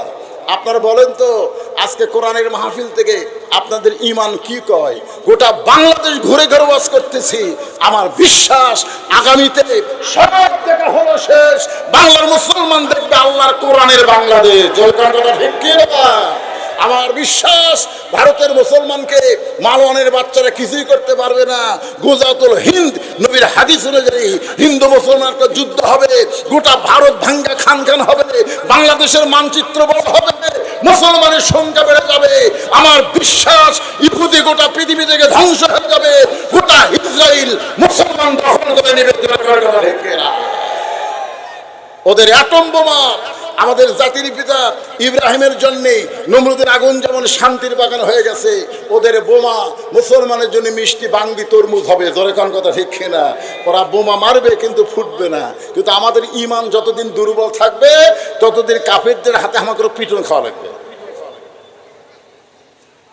মেয়েটা বলতেছে হোসেন কি 3টা প্রশ্ন করবে আমি জানি না, তবে আমার ঈমান বলতেছে আমি না পারলেও আমার আল্লাহ পারাবে। আপনার বলেন তো আল্লাহর উপর যখন কেউ ভরসা করে অমাইয়া তাওয়াক্কাল আলাল্লাহি ফাহুয়া হাসবুহু, যে আল্লাহর প্রতি ভরসা করে আল্লাহ বলেছে আমি তখন তার জন্য যথেষ্ট হয়ে যাই। সুবহানাল্লাহ বলেন। উমর ফারুক এক দৌড়ে চলে আইছে, এক দৌড়ে আশা বলতেছে আলী, আলী বলতেছে আমিরুল মুমিনিন এখনই মন খারাপ করে গেলেন, আবার দৌড়াইলেন তারিখ করবার যাচ্ছি। হোসেন বলে কিসের তারিখ? উমর ফারুক বলতেছে তুমি যে 3টা প্রশ্ন করবা তার উত্তর দিবার পারবে কি পারবে না তারই তারিখ। আলী বলতেছে যে প্রশ্ন আপনি জীবনে শোনে জানেন না আমি শুনিনি, আর সেই প্রশ্নের উত্তর ওই মেয়েটা কেমনে দিবে? উমর ফারুক বলে আলী রে মেয়েটা এমন কথা বলেছে যে কথা শোনার পর থেকে আমার বিশ্বাস মেয়েটার সঙ্গে আমার আল্লাহ আছে। ধরে কোন সুবহানাল্লাহ। আপনারা বলেন তো ঈমানদারের সাথে কে আছে? ওহুয়া মাকুম আইনা মা কুনতুম। আল্লাহ বলে ঈমানদার আছে যেখানে, আমি আল্লাহ আছি সেখানে। ধরে কোন সুবহানাল্লাহ। নির্দিষ্ট তারিখ মোতাবেক একটু মনোযোগ দিয়ে শুনবেন আমার মায়েরা যারা পর্দার অন্তরালে একটু মনোযোগ দেন মা। নির্দিষ্ট তারিখ মোতাবেক ডান পাশে হযরত উমর বসে গেছে, বাম পাশে হযরত আলী, আর মাঝখানে বসেছে হোসাইন। বসার সাইজটা কি খেয়াল করছেন? ডান পাশে যিনি বসেছে তার নাম কি? একটু কথা বলেন, তার নাম কি? উমর। জোরে কোন তার নাম কি? আর বাম পাশে যিনি বসেছেন তার নাম হলো হযরত আলী, আর মাঝখানে যিনি বসেছেন তার নাম হলো হযরত হোসাইন। এখন সামনে একটা চাদর দেওয়া হয়েছে, এই ছেলেরা যুবকেরা খেয়াল করো, সামনে একটা চাদর দেওয়া হয়েছে, চাদরের ওই পারে ওই মেয়েটাকে বসতে দেওয়া হয়েছে। এখন আপনাদের কাছে আমার প্রশ্ন হলো সামনে চাদর দেওয়ার কারণ কি? সবাই এক বাক্যে বলেন কারণ কি? পর্দা। তাহলে মমতাজ যে গত সংসদে বলল, মমতা তো চেনেন আপনারা, একের হাসিনার সামনেই বলল ওরে শরীয়তের মৌলানা চোখ 2টা করলা কানা, মনের পর্দা বড় পর্দা তোমরা খুঁজা পাইলা না, তেতুল হুজুর বুঝলো না। আহমদ শফি বাংলাদেশের শ্রেষ্ঠ আলেমকে এই 2 টাকার মমতাজ সংসদের মধ্যে তেতুল হুজুর করছে। জোরে কারণ কি হুজুর? কথা কয় না করে কি কইছে? ও শরীয়তের মৌলানা চোখ 2টা করলা কানা, মনের পর্দা বড় পর্দা তোমরা খুঁজা পাইলা না। আপনার বলেন তো মনের পর্দা যদি বড় পর্দা হয়, উমর ফারুকের মন ভালো না খারাপ? কথা বলতে তাই দেরি করবি, তার সমস্যা আছে। হোসেনের মন ভালো না খারাপ? আলীর মন ভালো না খারাপ? তাহলে সামনে চাদর দিয়ে কি বুঝাইলেন? মনের পর্দা পর্দা নয়, পর্দা হলো আল্লাহর আইন। মাইক আর ভাইকে আমি বলবো মাইক সিয়ান করে হ্যাঁ কে মাইকের সাউন্ড মোটা করে দেওয়া হয় নাই এতক্ষণ হারমোনিয়াম টানিস করা ইকো টিকো থাকলে বন্ধ করে দিত বাবা, ইকো টিকো সব বন্ধ করে দিত। খালি সিয়ান করে কানত লাগে, এটি কোনো হরণ দিছে নাকি? কানত আছে মারতেছে বাড়ি, টানি তুলবার দিচ্ছে, কথার দেখলে টানি তুলবার দিচ্ছে না। একটু গরমের মধ্যে আমার সামান্য ফ্যান যখন কারেন্ট গেল, সামান্য ফ্যান বন্ধ হওয়াতে আমি বুঝতে পারছি কি গরমে আপনার বসে আছে। আল্লাহ আজকে তোমার কোরআনের মাহফিলে ওয়াজ শুনতে এসে যাদের শরীরগুলো ঘামে যাচ্ছে, আল্লাহ ওই ঘামটা শরীরের জন্য জাহান্নামের আগুনকে হারাম করে দাও। আল্লাহুম্মা আমিন। আল্লাহ পারে কি পারে না? জোরে কান পারে কি পারে না? সবার বাড়িতে কারেন্ট, সবার বাড়িতে ফ্যান, ফ্যানের বাতাস না খায়া তোমার কোরআনের পাগল হয়ে যারা ওয়াজ শুনতেছে, আল্লাহ আল্লাহ যে যুবকেরা কষ্ট করে মেহনত করে এই বৈশাখ মাস, যেই মাসে ওয়াজের কোনো গ্যারান্টি নাই, জোরে কোন কথা ঠিক কিনা? আপনারা জানেন এক সময় এরকম আকাশ করা শুরু হয়েছিল। আমি আল্লাহ বলতেছি, আল্লাহ যতই দাও 12টার পরে দাও, এলাকাতে আমার একটা দুর্নাম আছে, আমি আসলেই পানি হয়, জোরে কোন কথা ঠিক কিনা? আল্লাহ আজকের সেই দুর্নামের মধ্যে হাত ফেলে দিও না আল্লাহ। আজকে যদি পানি হয় এলাকার লোক বলবে রে বৃষ্টি বক্তা, আমাকে দাওয়াতি দিবি না। আপনার তো বসে আছেন, আমি দেখি দোয়া করে স্যার, কত কষ্ট নিয়ে আপনার বসে আছেন, আর মাইকের সাউন্ড টানি দেওয়া যাচ্ছে, টান দিলে চঞ্চন করে উঠতেছে। কি বিরক্ত হচ্ছেন? একটু মনোযোগ দিয়ে শুনবেন। মনের পর্দা, পর্দা না, পর্দা হলো কার আইন? আরো ধরে কান, আল্লাহর আইন হলো পর্দা। এখন উমর ফারুক বলতেছে, বাবা হোসাইন তুমি যে 3টা প্রশ্ন করবা, এখন প্রশ্ন শুরু করে দাও। সঙ্গে সঙ্গে হোসেন দাঁড়িয়ে বললেন, রে মেয়ে তুমি একলা একলা বসে আছো, তাই বলে মনে করো না তুমি একলা হয়ে গেছো, বরং আমি হোসাইন বড় একা, আমি হোসাইন বড় একা। উমর ফারুক বললেন, বাবা তোমার কি মাথা ঠিক আছে? তোমার ডান পাশে আমি বসে আছি, বাম পাশে তোমার বাপ বসে আছে, তুমি কেমনে একলা হলে? হোসেন বলতেছে, রে মেয়ে তুমি একা একা বসে আছো, তাই বলে মনে করো না তুমি একলা হয়ে গেছো। আমার 2জন মহামানব দেহ নিয়ে আমার 2 ধারে বসে আছে, কিন্তু মনে মনে কিন্তু তোমারই পক্ষ নিয়েছে। ধরে কার কথা ঠিক কিনা? আপনারা বলেন তো, এর আগে যে 3টা নির্বাচন হলো, এই নির্বাচনে নির্বাচন কমিশনার মনে মনে কার পক্ষে ছিল? কথা কয় না। দেহ নিয়ে বসে আছে নির্বাচন কমিশনের চেয়ারে, জনগণকে বুঝাইছে আমি নিরপেক্ষ, আমি কারো পক্ষে না, কিন্তু মনে মনে হাসিনার পক্ষে নেওয়ার কারণে দেখবেন এক এক সময় এক একটা ভোটের ডিক্লার দিছে। জোরে কার কথা ঠিক কিনা? আর এর আগে তো 18 সালে দিনের ভোট রাতে হচ্ছে, আর 24 সালে ড্যামি নির্বাচন। এই নির্বাচনে আপনাদের এলাকায় যিনি এমপি হয়েছিল তিনি একটা হিন্দু। জোরে কোন কথা ঠিক কিনা? আমার মাথার চর দিয়ে আমি কইলাম, কে রে বদলগাছি মহাদেবপুর কি মুসলমান নাই? মুসলমান থাকতে হিন্দু এমপি হলো। এই হিন্দু এমপি হওয়ার সাথে সাথেই আমার কাছে মোবাইল গেল, আমি যতদিন এমপি থাকবো আপনি যেন এই 2 থানাতে ঢোকেন না। সেলিম তো আমাকে 4 বছর আটকা ছিল, কিন্তু তো আরো রে বাবা, আমার ওয়াজ আছে, অমাইয়াবতাগি গয়রাল ইসলাম দীনান ফালা ইউকবালা মিনহু। আল্লাহ কোরআনে বলেছেন, ইসলাম ছাড়া অন্য কোনো ধর্ম কেউ যদি গ্রহণ করে, আল্লাহ বলেছেন কখনোই তা কবুল করা হবে না। আল্লাহর কাছে একমাত্র কবুলযোগ্য ধর্মের নাম কি? সবাই জোরে বলেন, নাম কি? ধর্মের মালিককে আল্লাহ যদি বলে ইসলাম আমার পছন্দ, তো তোরা হিন্দু বৌদ্ধ খ্রিস্টান হয়ে খাওয়া আসা। এর ওয়াজ করছি, ওই গরম হয়ে গেছে। তুই গরম হলে বাংলাদেশ তো আর ছোট না, 2 থানা বন্ধ হলে কত থানা পড়ে আছে। জোরে কর কথা ঠিক কিনা? আসেন একটু মহব্বত দিয়ে কথাগুলো শুনবেন। মান তাশাব্বা বিকওমিন ফাহুয়া মিনহুম। ভোট হচ্ছে একটা আমানত। আমার আল্লাহ বলেছেন, ইন্নাল্লাহা ইয়ামুরুকুম আন তুআদ্দুল আমানাতি ইলা আহলিহা ওয়া ইযা হাকামতুম বাইনান নাস আন তাহকুমু বিল আদল। যাকে তাকে ভোট দেওয়া যাবে না, এমন মানুষকে ভোট দেবেন যে ভোট পাওয়ার পরে নেতা হবে। ওই নেতা যত ভালো কাজ করবে, প্রত্যেকটা ভালো কাজের সওয়াবের অংশ আল্লাহ ভোটারদের আমলনামায় দিবে। আর নেতা যদি খারাপই করে, চুরি করে, সামারি করে, যত পাপ হবে, ওই পাপ শুধু নেতা একলা পাবে না, যারা ভোট দিল তাদের আমলনামার মধ্যেও আল্লাহ পাপ দেবে। অনেক ভোটার হাসরের ময়দানে দেখবে তারা আমলনামার মধ্যে গম চুরি, টিন চুরি, সিমেন্ট চুরি। তখন কবে আল্লাহ, আমি তো জীবনে গম চুরি করিনি, আমি তো সিমেন্ট চুরি করিনি, আমি তো চাউল চুরি করিনি। আল্লাহ বলবে যা ভোট দিয়ে এমপি বানাছো ওই চুরি করছে। তুই চুরি করলে তুই সমর্থন দিছ, তুই যে সমর্থন করছিস এই জন্যে তোর আমল নামায় পাপ। এই জন্যে আমি আমার বাপের কথা কইনি, আমি আল্লাহর কোরআন থেকে বললাম। একটু মনোযোগ দিয়ে শুনবেন। এখনই প্রশ্নের উত্তর দেওয়া লাগবে, ওয়াজ বাদ দেয়া।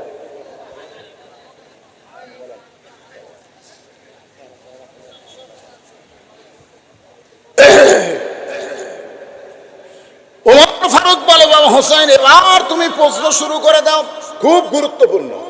হোসেন দাঁড়িয়ে বলতেছে, রে মেয়ে, আমার 1 নম্বর প্রশ্ন হলো আমার মাকে তুমি জানো? যেই প্রশ্ন করছে আমার মাকে তুমি জানো, হযরত আলী চুম করছে। কে চুম করছে? হযরত আলী চুম করছে। আলী চুম করার কারণ কি জানেন? কেন আমি ছেলের সাথে আছি, আর ছেলে আমার কথা না কইয়া আর মায়ের কথা কয় কেন? বাবা আনন্দে মাতিয়া সাগরে ভাসাইয়া সেই যে চইলা যায় খবর লয় না, মাজন ধরিয়া উদরে কতই কষ্ট করে, 10 মাস পরে পায় প্রসবের বেদনা, এমন দরদি ভবে কেউ হবে না আমার মা গো। আপনি কেমন ছেলে, ভালো ছেলে না খারাপ ছেলে, এটা প্রমাণ হবে বাপের দ্বারা না মায়ের দ্বারা। ধরে কোন কথা ঠিক কিনা? এই দেখেন যে ছেলেরা ওই যে পাঁচির উপর ঘুরতেছে, দৌড়াদৌড়ি করতেছে, 2-1টা ছেলে আমাকে আবার টার্গেট লাইট মারছে, আপনারা খেয়াল করেনি? ওই থেকে টার্গেট লাইট মারছে। আচ্ছা ওই যে আমার টার্গেট লাইট মারলো, ওরা দৌড়াদৌড়ি করতেছে, এগুলো কি ছেলের দোষ? দোষ হলো ওর মায়ের। হ্যাঁ, আর মা এক পেটত দিয়ে গোটা পাড়া ঘুরিছে, ওই পেটের মধ্যেই ঘুরুনি ব্যারাম পাচ্ছে। ওই বাইরে এসে কোরআনের মাহফিলে বসতে পারবে না, ওই রাস্তা দেখলে ঘুর ঘুর করে ঘুরবি। জোরে কোন কথা ঠিক কিনা? হ্যাঁ,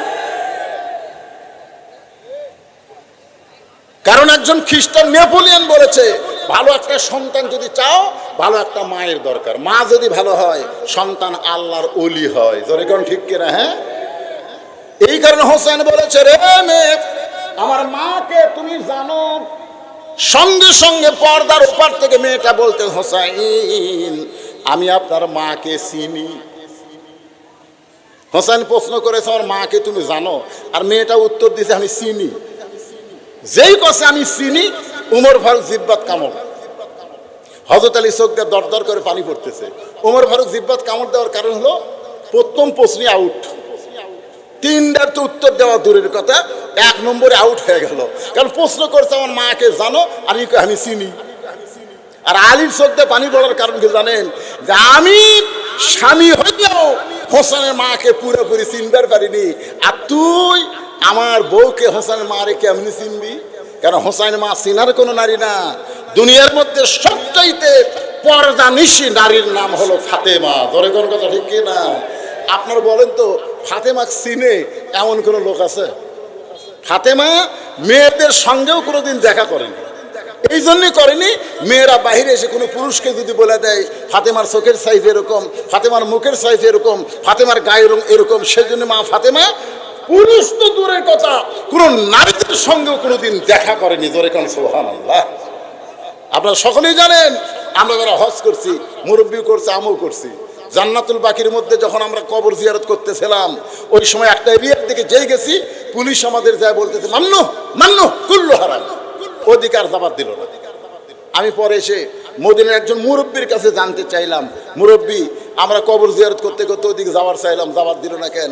মুরব্বী চোখের পানিতে বলতেছে, হুজুর আপনি জানেন না, ওই পাশের কোনো এক জায়গায়, ওই পাশের কোনো এক জায়গায় ঘুমিয়ে আছে নবীর কলিজার টুকরা মেয়ে ফাতেমা। গভীর রাত্রে হযরত আলী ফাতেমাকে দাফন করার পরে আল্লাহর কাছে বলতেছে, আল্লাহ তোমার পর্দানিশী আমার বিবি গভীর রাত্রে মৃত্যুবরণ করলো, গভীর রাত্রে থেকে দাফন করে তোমার কাছে কান্দি, আল্লাহ ফাতেমারে তুমি কবুল করে নাও। এ দোয়া করার পরে তাকায় দেখে সামনে কয়েকটা কবর আছে, পুরাতন কবর, এইমাত্র নতুন কবর ফাতেমার নাই। আলী চিন্তায় পড়ে গেল, এখনই ফাতেমার কবর দিলাম, সেই কবরটা গেল কোন জায়গায়? গোটা জান্নাতুল বাকি দৌড়ায়ের কান্দের বলে ফাতেমার কবর, এখনই কবর দিলাম, সেই কবর কোথায়? কে যেন বলে, আলী রে ফাতেমা পর্দানিশি, আমি আল্লাহ জোহরা ডিগ্রি দিয়া ফাতেমার কবরটাকে কিয়ামত পর্যন্ত পর্দা করে দিয়েছি।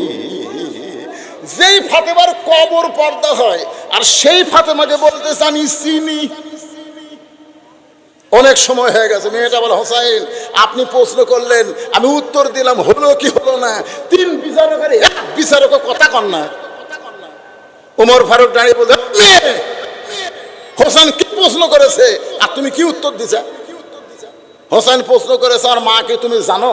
তুমি বলবা তোমার মা নবীর ছোট মেয়ে, তোমার মা আলীর স্ত্রী, এইগুলা না বলে তুমি বলতেছ আমি চিনি। সঙ্গে সঙ্গে মেয়েটা বলতে, হোসাইন আপনার মায়ের চোখের ভুরু জোড়া ছিল, আপনার মায়ের বাম গালে তিল ছিল, লাল একটা দাগ ছিল। সঙ্গে সঙ্গে আলী দাঁড়িয়ে বলে, মা যা বলছিস বলছিস মা, আর বলিস না, কারণ আমাদের 3 জনের মধ্যে একজন পরপুরুষ আছে। আপনারা বলেন তো 3 জনের মধ্যে একজন পরপুরুষ, তার নাম কি? মা যা বলছিস বলছিস, আর বলিস না, তুই কেমনে বলিস মা? হোসেন আমার চোখের ভুরু জোড়া ছিল, আমি বলতে পারি, কারণ আমি তার স্বামী।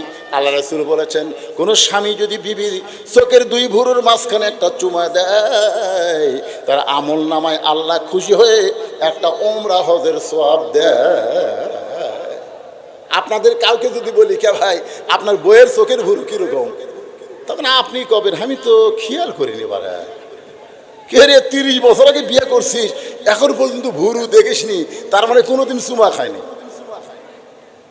কি বললাম, এই যে চোখের ভুরু নাই, হাসির কথা না রে বাবা, এটা হালাল কথা, হালাল। এটা কি প্রেমিকার কপালে চুমা খাওয়ার কথা বলতেছি? নিজের বউয়ের কপালে এই যে 2 ভুরু আছে, এই 2 ভুরুর মাঝখানে একটা চুমা খাবেন, একটু শব্দ করে চুমা খাবেন, আল্লাহ তাআলা আপনার আমল নামায় একটা ওমরা হজের সওয়াব দিবে। এখন এই আমল যদি করবার চান, মেয়েরা তো খালি মুখ বেঁকা টেকা করতেছে যে হুজুর কি এক আমল দিলেন, এরা যে বিড়ি খাওয়া খায়, এদিকে মুখ কপালের কাছে আসলে তো আমার বমি হয়ে যাবে। হুজুর এরকম অনেক পুরুষ মানুষ আছে, বুঝলেন, ওদেরকে কাপড়ও দুর্গন্ধ, আর একটা বিড়ি খাওয়ার কারণে কাপড়ও গন্ধ হয়, কি হয় না? কন ওরা যে বালিশে ঘুম পাড়ে, বালিশ গন্ধ, খেতা গন্ধ, সব গন্ধ। হায় হায়, যদি এই জায়গায় চুমা খাওয়ার চাই তো কি হবে? এই জন্য আমি বলবো, হাত ধরে পাও ধরে আপনার স্বামীকে আপনি বিড়ি সিগারেট খাওয়ানো বন্ধ করেন, যে ভাবেই হোক। আল্লাহর বান্দারা একটু মনোযোগ দিয়ে শুনবেন। আলী বলতেছেন, মা হোসেন মায়ের বাম গালে একটা তিল ছিল, থুতনির তলে লাল একটা দাগ ছিল, তুই কেমনে বললি মা, তুই কেমনে বললি? মেয়েটা বলতেছে, মুরব্বী ওই রোমের জেলখানার মধ্যে যখন বন্দি ছিলাম, সকালবেলা আমাকে 3টা করে চাবুক মারতো, বিকালে 3টা করে চাবুক মারতো। এই চাবুক মারতে মারতে এক সময় আমি বেহুশ হয়ে পড়ে গেলাম। ওই বেহুশ অবস্থা আমি দেখতে পাই আমার শিওরের পাশে নূরের একটা পুতুলি বসে বসে কাঁদতেছে। আমি মনে করলাম জান্নাতের হুরি, বেহেশতের পরী, কে এমন করে আমার শিওরের পাশে কাঁদতেছেন। আমার মাথায় হাত দেয়, বলে আমি জান্নাতের হুরিও না, বেহেশতের পরীও না, আমি হলাম জগৎ বিখ্যাত মা ফাতেমা। ওই জান্নাতুল বাকি থেকে এই রোমের জেলখানায় তোমাকে সান্ত্বনা দিবার আইছি। এত কষ্টের পরেও তুমি ইমানকে হারা হচ্ছ না, আল্লাহ তোমাকে জান্নাতের মালিকা বানায়া দিবে। হোসেন আমি সঙ্গে সঙ্গে আপনার মায়ের মুখের দিকে তাকাই, তাকাই দিকে চোখের ভুরু জোড়া দেখতে পাই, বাম গালে কালো একটা তিল দেখতে পাই, থুতনির তলে লাল একটা দাগ দেখেছি। সঙ্গে সঙ্গে হোসেন বলে, রে মেয়ে, 1 নম্বর প্রশ্নের উত্তর যেমন আশা করেছিলাম তার চাই তুমি 100 গুণ সুন্দর দিয়েছো। ওমর ফারুক বলতেছে, আলী ভাই আল্লাহ তাআলা আমার ঘটকালি কবুল করছে। হোসেন বলতেছে 99-এর মধ্যে কেবল 33 হবে। 3 প্রশ্নে উত্তর কমপ্লিট, একটার উত্তর দিবার পারছে, তাতে আপনার ঘটকালি আল্লাহ কবুল করছে। আরো 2টা প্রশ্নের উত্তর যদি দিবার পারে তাহলে মেয়েকে বিয়ে করব, নচেত আমি বিয়ে করব না। ওমর ফারুক বলে, হোসেন তাহলে তুমি 2 নম্বর প্রশ্ন করো।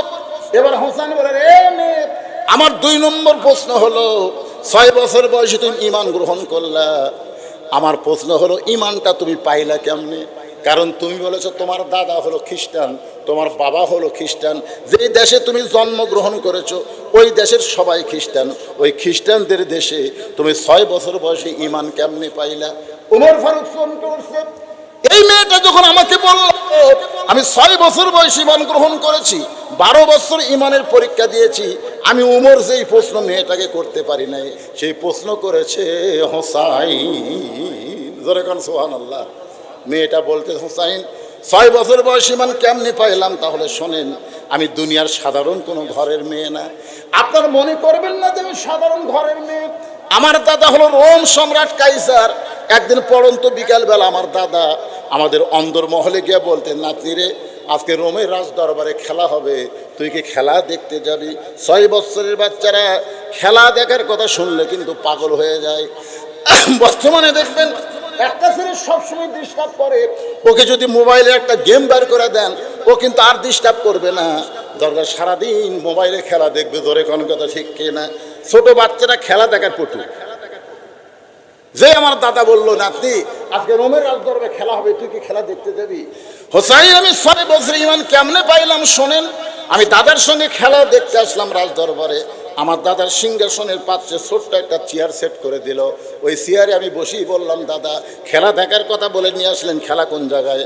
আমার দাদা বলে, ওই যে তাকায় দেখ। মেয়েটা বলে, আমি তাকায় দেখি একজন মানুষের চোখ কালো কাপড় দিয়ে বাঁধা রাখছে, ওই মানুষের 2টা হাত কালো রশি দিয়ে বাঁধা, ওই মানুষের 2টা পা লোহার শিকল দিয়ে আটকানো আছে। আমি বললাম, দাদা খেলা দেখার কথা বলে আপনি নিয়ে আসলেন, কিন্তু আপনি আমাকে কি দেখাচ্ছেন? যে লোকটার চোখ বাঁধা, হাত বাঁধা, পা লোহার শিকল দিয়ে আটকানো, তাকে আপনি কি খেলা খেলবেন? আমার দাদা বলে, নাতনি রে, তুই যারা দেখতেছিস ওইটা হলো মুসলমান, ওইটা হলো মুসলমান। আজকের খেলা হয় এদের তাকায় দেখ। মেয়েটা বলে, আমি তাকায় দেখি বিশাল একটা আগুনের চুলা দাউ দাউ করে জ্বলতেছে। আমার দাদা বলে, রে নাতনি, আজকের খেলা হলো মুসলমানকে হাত পাও বান্ধা আগুনের মধ্যে ফেলে দিব, মুসলমান আগুনে পুড়ে মরে যাবে। আজকের খেলার নাম দিছি মুসলমান মারার খেলা। আমি তখন 6 বছরের ছোট্ট মেয়ে। আমার দাদাকে জোড়হাত করে বললাম, দাদু ভাই, ওই মুসলমানকে মারার খেলা কি বন্ধ করা যায় না? একটা জীবন্ত মানুষকে আগুনের চুলার মধ্যে পুড়ে মারবেন, এই খেলা কি বন্ধ করা যায় না? আমার দাদা বলতেছে, 100 বার বন্ধ করা যায়। মুসলমান যদি খালি একটা বারের জন্য বলে আল্লাহ রাসূল মানি না, ওই মুসলমান খালি একটা বারের জন্য বলবে আল্লাহ রাসূল মানি না, আমি সঙ্গে সঙ্গে তার চোখের বাঁধন খুলে দিব, হাতের বাঁধন খুলে দিব, পায়ের শিকল খুলে দিব, খালি একটা বার যদি বলে আল্লাহ রাসূল মানি না। মেয়েটা বলে, হোসাইন। আমি তখন চেয়ার থেকে উঠে আস্তে আস্তে মুসলমানের কাছে গেলাম, গিয়ে বললাম, মুসলমান, তোমার চোখ 2টা বেঁধে রাখছে, তোমার হাত 2টা বেঁধে রাখছে, তোমার পা 2টা লোহার শিকল দিয়ে আটকায় রাখছে, কিছুক্ষণ পর আগুনের চুলার মধ্যে তোমাকে ফেলে আমার দাদা পুড়াইয়া মারবে। তুমি যদি বাঁচতে চাও তাহলে একটা বারের জন্য বলো আল্লাহ রাসূল মানি না। খালি একটা বারের জন্য যদি বলতে পারো আমার দাদা তোমাকে মুক্ত করে দিবে। মেয়েটা বলে, হোসেন রে, আমি মনে করেছিলাম লোকটা বাঁচার জন্য হয়তো বলবে আল্লাহ রাসূল মানি না, কিন্তু লোকটা চিৎকার করে বলতেছে, রে ছোট্ট মেয়ে, তোমার কাছে জীবনের দাম বেশি, এই কারণে তুমি এমন কথা বলতেছ। কিন্তু একজন মুসলমানের কাছে জীবনের চাইতে ঈমানের দাম বেশি। দরকার হলে ফাঁসির মঞ্চে যাবে মুসলমান, কিন্তু রাষ্ট্রপতির কাছে বাঁচার দরখাস্ত লেগেবে না। ধরে কোন কথা ঠিক কিনা? মতিউর রহমান নিজামীকে উকিল বলেছিল যে আপনি যদি বাঁচতে চান রাষ্ট্রপতির কাছে একটা দরখাস্ত লেখেন, রাষ্ট্রপতি যদি দয়া করে আপনার ফাঁসির দণ্ড মওকুফ করে দেয় তাহলে আপনার ফাঁসি কার্যকর হবে না। মতিউর রহমান নিজামী মুচকি মুচকি হাসে। উকিল বলে, হাসেন কেন? বলে, হাসার কারণ হলো তুমি যাকে দরখাস্ত লিখতে বলতেছো এরকম 3টা রাষ্ট্রপতিকে আমি ক্ষমতার থাকা অবস্থায় মরা দেখছি। একটা হলো বঙ্গবন্ধু শেখ মুজিবুর রহমান, একটা জিয়াউর রহমান, আর একটা জিল্লুর রহমান। যারা ক্ষমতার থাকতেই মরে যায় তাদের কাছে কোনো ইমানদার জীবন ভিক্ষা চাবে না। জীবন ভিক্ষা চাইতে হবে একমাত্র জীবন দেনেওয়ালার কাছে। জোরে কোনো কথা ঠিক না? তখন উকিল বলতেছে, এই গোয়ারকে করার কারণে আপনার ফাঁসি হবে। নিজামী সাহেব বললেন, আমার ফাঁসি হবে কিন্তু আমার মৃত্যু হবে না। ফাঁসি হবে কিন্তু মৃত্যু হবে না। উকিল বলে, কেমনে আপনি বলেন ফাঁসি হবে মৃত্যু হবে না? কোরআন থেকে তখন তেলাওয়াত করলেন, ওয়ালা তাকুলু লিমান ইউকতালু ফি সাবিলিল্লাহি আমওয়াতুন বাল আহইয়াউ ওয়ালাকিন লা তাশউরুন। আল্লাহু আকবার। মেয়েটা বলে হোসাইন, লোকটা চিৎকার করে বলতেছে, ছোট্ট মেয়ে, তোমার কাছে জীবনের দাম বেশি, কিন্তু আমার কাছে আমার ইমানের দাম বেশি। দরকার হলে আগুনের চুলার মধ্যে ফেলে দিবে, কিন্তু একটা মুহূর্তের জন্য আল্লাহ রাসূল আমি ছাড়ব। আমার দাদা চিৎকার করে বলতে, আর দেরি করিস না, ওই মুসলমানকে হাত পা বাঁধা অবস্থায় নিয়ে এসে আগুনের চুলার মধ্যে ফেলে দাও। আমি মনে করছিলাম মুসলমান হয়তো আগুনের চুলার কথা শুনে আটকে উঠবে, হয়তো চিৎকার করে বলবে বাঁচতে চায় বাঁচতে চায়, কিন্তু আমি তাকাই দেখি মুসলমান বীরের মতন আগুনের চুলার দিকে হেঁটে হেঁটে যাচ্ছে। ধরে কোন সুবহানাল্লাহ। আমি দাদাকে বললাম, দাদা ছোট্ট মানুষ তো, এই মরা খেলা আমি দেখবো না, আমাকে ছেড়ে দেন। আমার দাদা বলে, না তোকে খেলা দেখার জন্য নিয়ে আইছি, দেখাই লাগবে। জোর করে যখন দাদা আমার হাত ধরে থাকলো, ওই মুসলমান যখন আগুনের চুলার দিকে যাচ্ছে, আমি তখন আস্তে করে এক হাত আমার দাদা ধরে আছে, আর এক হাত দিয়ে আমি চোখ চাপে ধরলাম। একটা জীবন্ত মানুষকে আগুনের চুলাত মারবে, এই দৃশ্য আমি দেখবো না। আমি যখন চোখ বন্ধ করেছি, হঠাৎ একটা মধুর বাণী আমার কানের মধ্যে ঢুকতেছে। সেই বাণীটা হলো লা ইলাহা ইল্লাল্লাহু মুহাম্মাদুর রাসূলুল্লাহ। মেয়েটা বলে, হোসাইন, মুসলমান আগুনের চুলার মধ্যে যাওয়ার সময় ওই কলেমা যখন তেলাওয়াত করেছে, কলেমা আমার কানের মধ্যে দিয়ে আমার কলিজার মধ্যে ঢুকে গেছে। আমি তখন দেখতে পাই ওই মুসলমানের দেহ খাঁচা আগুনের চুলার মধ্যে পড়েছে, আর খাঁচার ভিতরের পাখি কে যেন ধরে সবুজ রঙের একটা বাগানে উড়ে যায়। আমি 6 বছরের ছোট্ট মেয়ে দেখলাম যে মুসলমানের দেহ নামক খাঁচা, খাঁচা খাঁচা বোঝেন না, মন তুই রইলি খাঁচার আসে,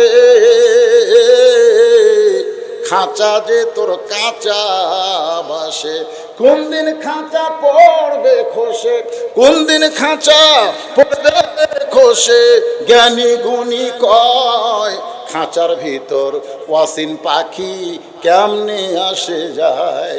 আমি নিজের চোখে দেখতে পেলাম, চোখ বন্ধ, তারপর আল্লাহ অন্তরে চক্ষু দিয়ে দেখাইছে যে মুসলমানের দেহ পড়ছে আগুনের চুলায়, কিন্তু খাঁচার পাখিটা ধরে নিয়ে গেল সবুজ রঙের বাগানে উড়াল দিয়ে যখন চলে যায়।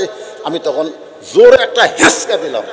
এতক্ষণ আমার হাত ধরেছিল, আমি তখন বেঈমান ছিলাম, কিন্তু ওই যে মুসলমানের ইমান আমার কলিজায় ঢোকার কারণে ইমানের একটা শক্তি আছে না নাই, যেই হাত ঢাকিয়ে দিলাম, দাদার হাত থেকে হাত খুলে আমি এক দৌড়ে বাড়ির মধ্যে গিয়া আমার মায়ের সামনে বললাম, লা ইলাহা ইল্লাল্লাহ মুহাম্মাদুর রাসূলুল্লাহ।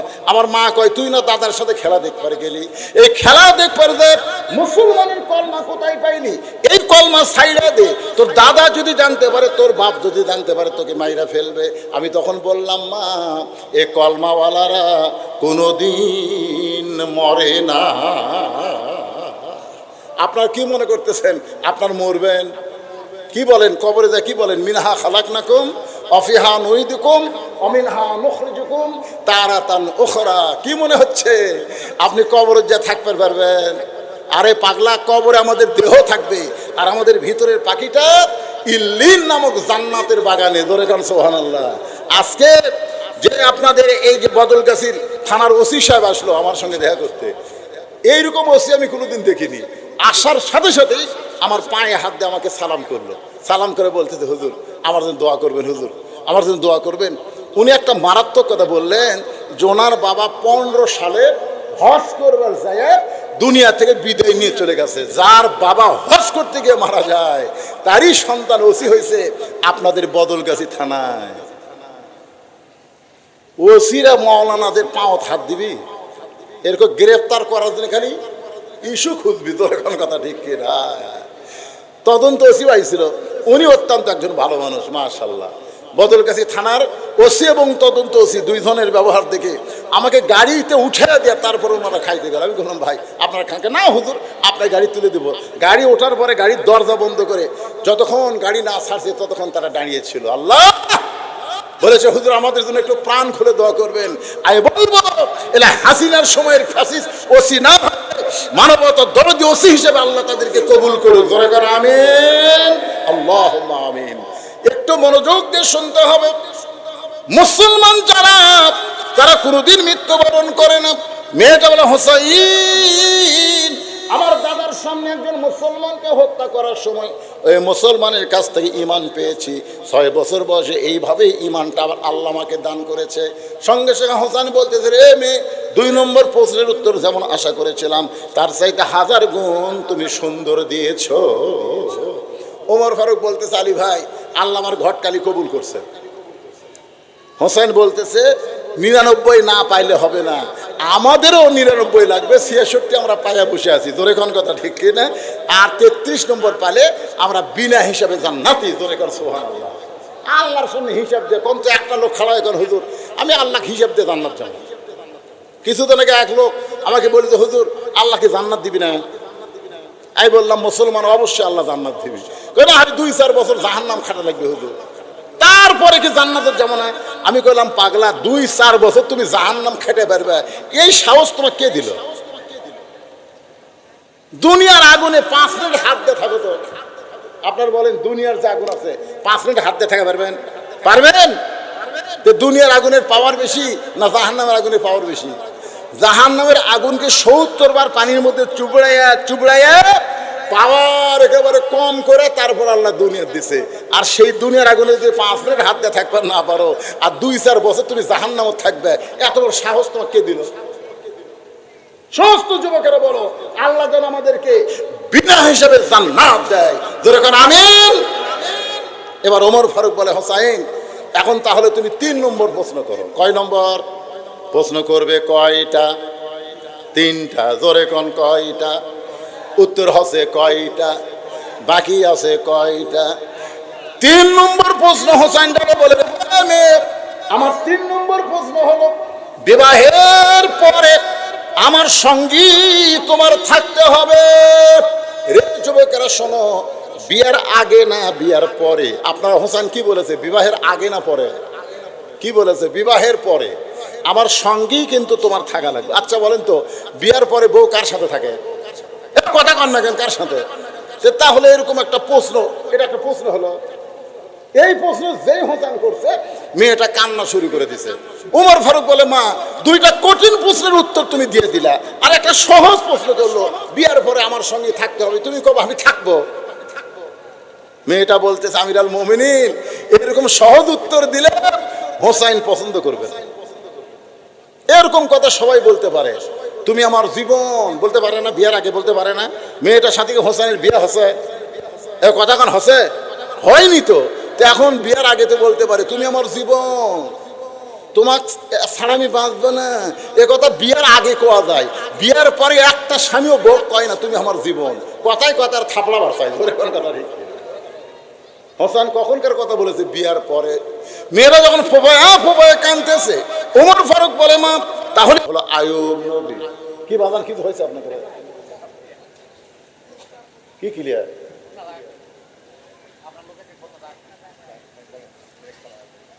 হ্যাঁ বলতেছে দেখি, ওরা কি কি দিয়েছে দেখি, আবার আপনাকে সব খেয়াল দিবি। আমরা একটা প্রশ্ন দিলাম, হুজুরের কাছে না দিয়ে এসে মোবাইলের তলে ছিল। বিরক্ত হচ্ছেন আপনারা? তারিখ কিন্তু শেষ। না না, যেই তারিখে বিজ্ঞাপন সেই তারিখ কিন্তু আর নাই। এই দেখতেছে, এই দেখেন, প্রশ্নটা আগে শোনেন। বড় আব্বু বা চাচাকে বাবা বলে ডাকা যাবে কিনা? তো বড় আব্বু চাচাকে বাপ ডাকলে বাবু কি করে ডাকবেন? হ্যাঁ, বড় আব্বু বাপের বড় ভাইকে বড় আব্বু, আর ছোট ভাইকে চাচা, এটাই তো আমরা কই নাকি? কম। আর আমার বাপ আব্বা কই আর বাবা কই, সেটা কই একটা কই। তা আপনি যদি বাবা কবর চান তো চাচা কি করে ডাকবেন? এলা সব অবান্তর প্রশ্ন হয়। স্বামীর নাম ধরে স্ত্রী সবার সামনে ডাকতে পারে কি? ডাকলে ক্ষতি নাই, কিন্তু ডাকাটা চরম বেয়াদবি। ডাকা হলো চরম বেয়াদবি, তবে ডাকলে ক্ষতি নাই, কিন্তু ডাকাটা চরম বেয়াদবি। আল্লাহ রাসূল বলেছেন, আল্লাহর পরে কাউকে যদি সেজদা দেওয়ার হুকুম থাকতো তাহলে প্রত্যেকটা বউকে বলতাম স্বামীর পায়ে সেজদা করো। এ কথার দ্বারা রাসূল বুঝাইলেন, আল্লাহর পরই মেয়ে মানুষের সবচেয়ে দামি ওই মহান ব্যক্তি হলো তার স্বামী। ধরে করার কথা ঠিক কিনা? সেই স্বামীর নাম ধরে ডাকলে ওই সংসারে আর যাই হোক বরকত থাকবি না। ছেলের বাপ করে বলবেন, রহিমার বাপ কি আব্দুর রহিমের বাপ, এভাবে ডাকবেন। নাম ধরে ডাকবার কি কথা? আর যতদিন বাচ্চা কাচ্চা হয়নি ততদিন বলবেন হবির বাপ। হবির বাপ মানে একটা বাচ্চা তো হবি, এদিন হবির বাপ বলবেন, হবির বাপ। স্বামীর সামনে টিপ পরা যাবে কিনা? স্বামীর সামনে টিপ পরা যাবে।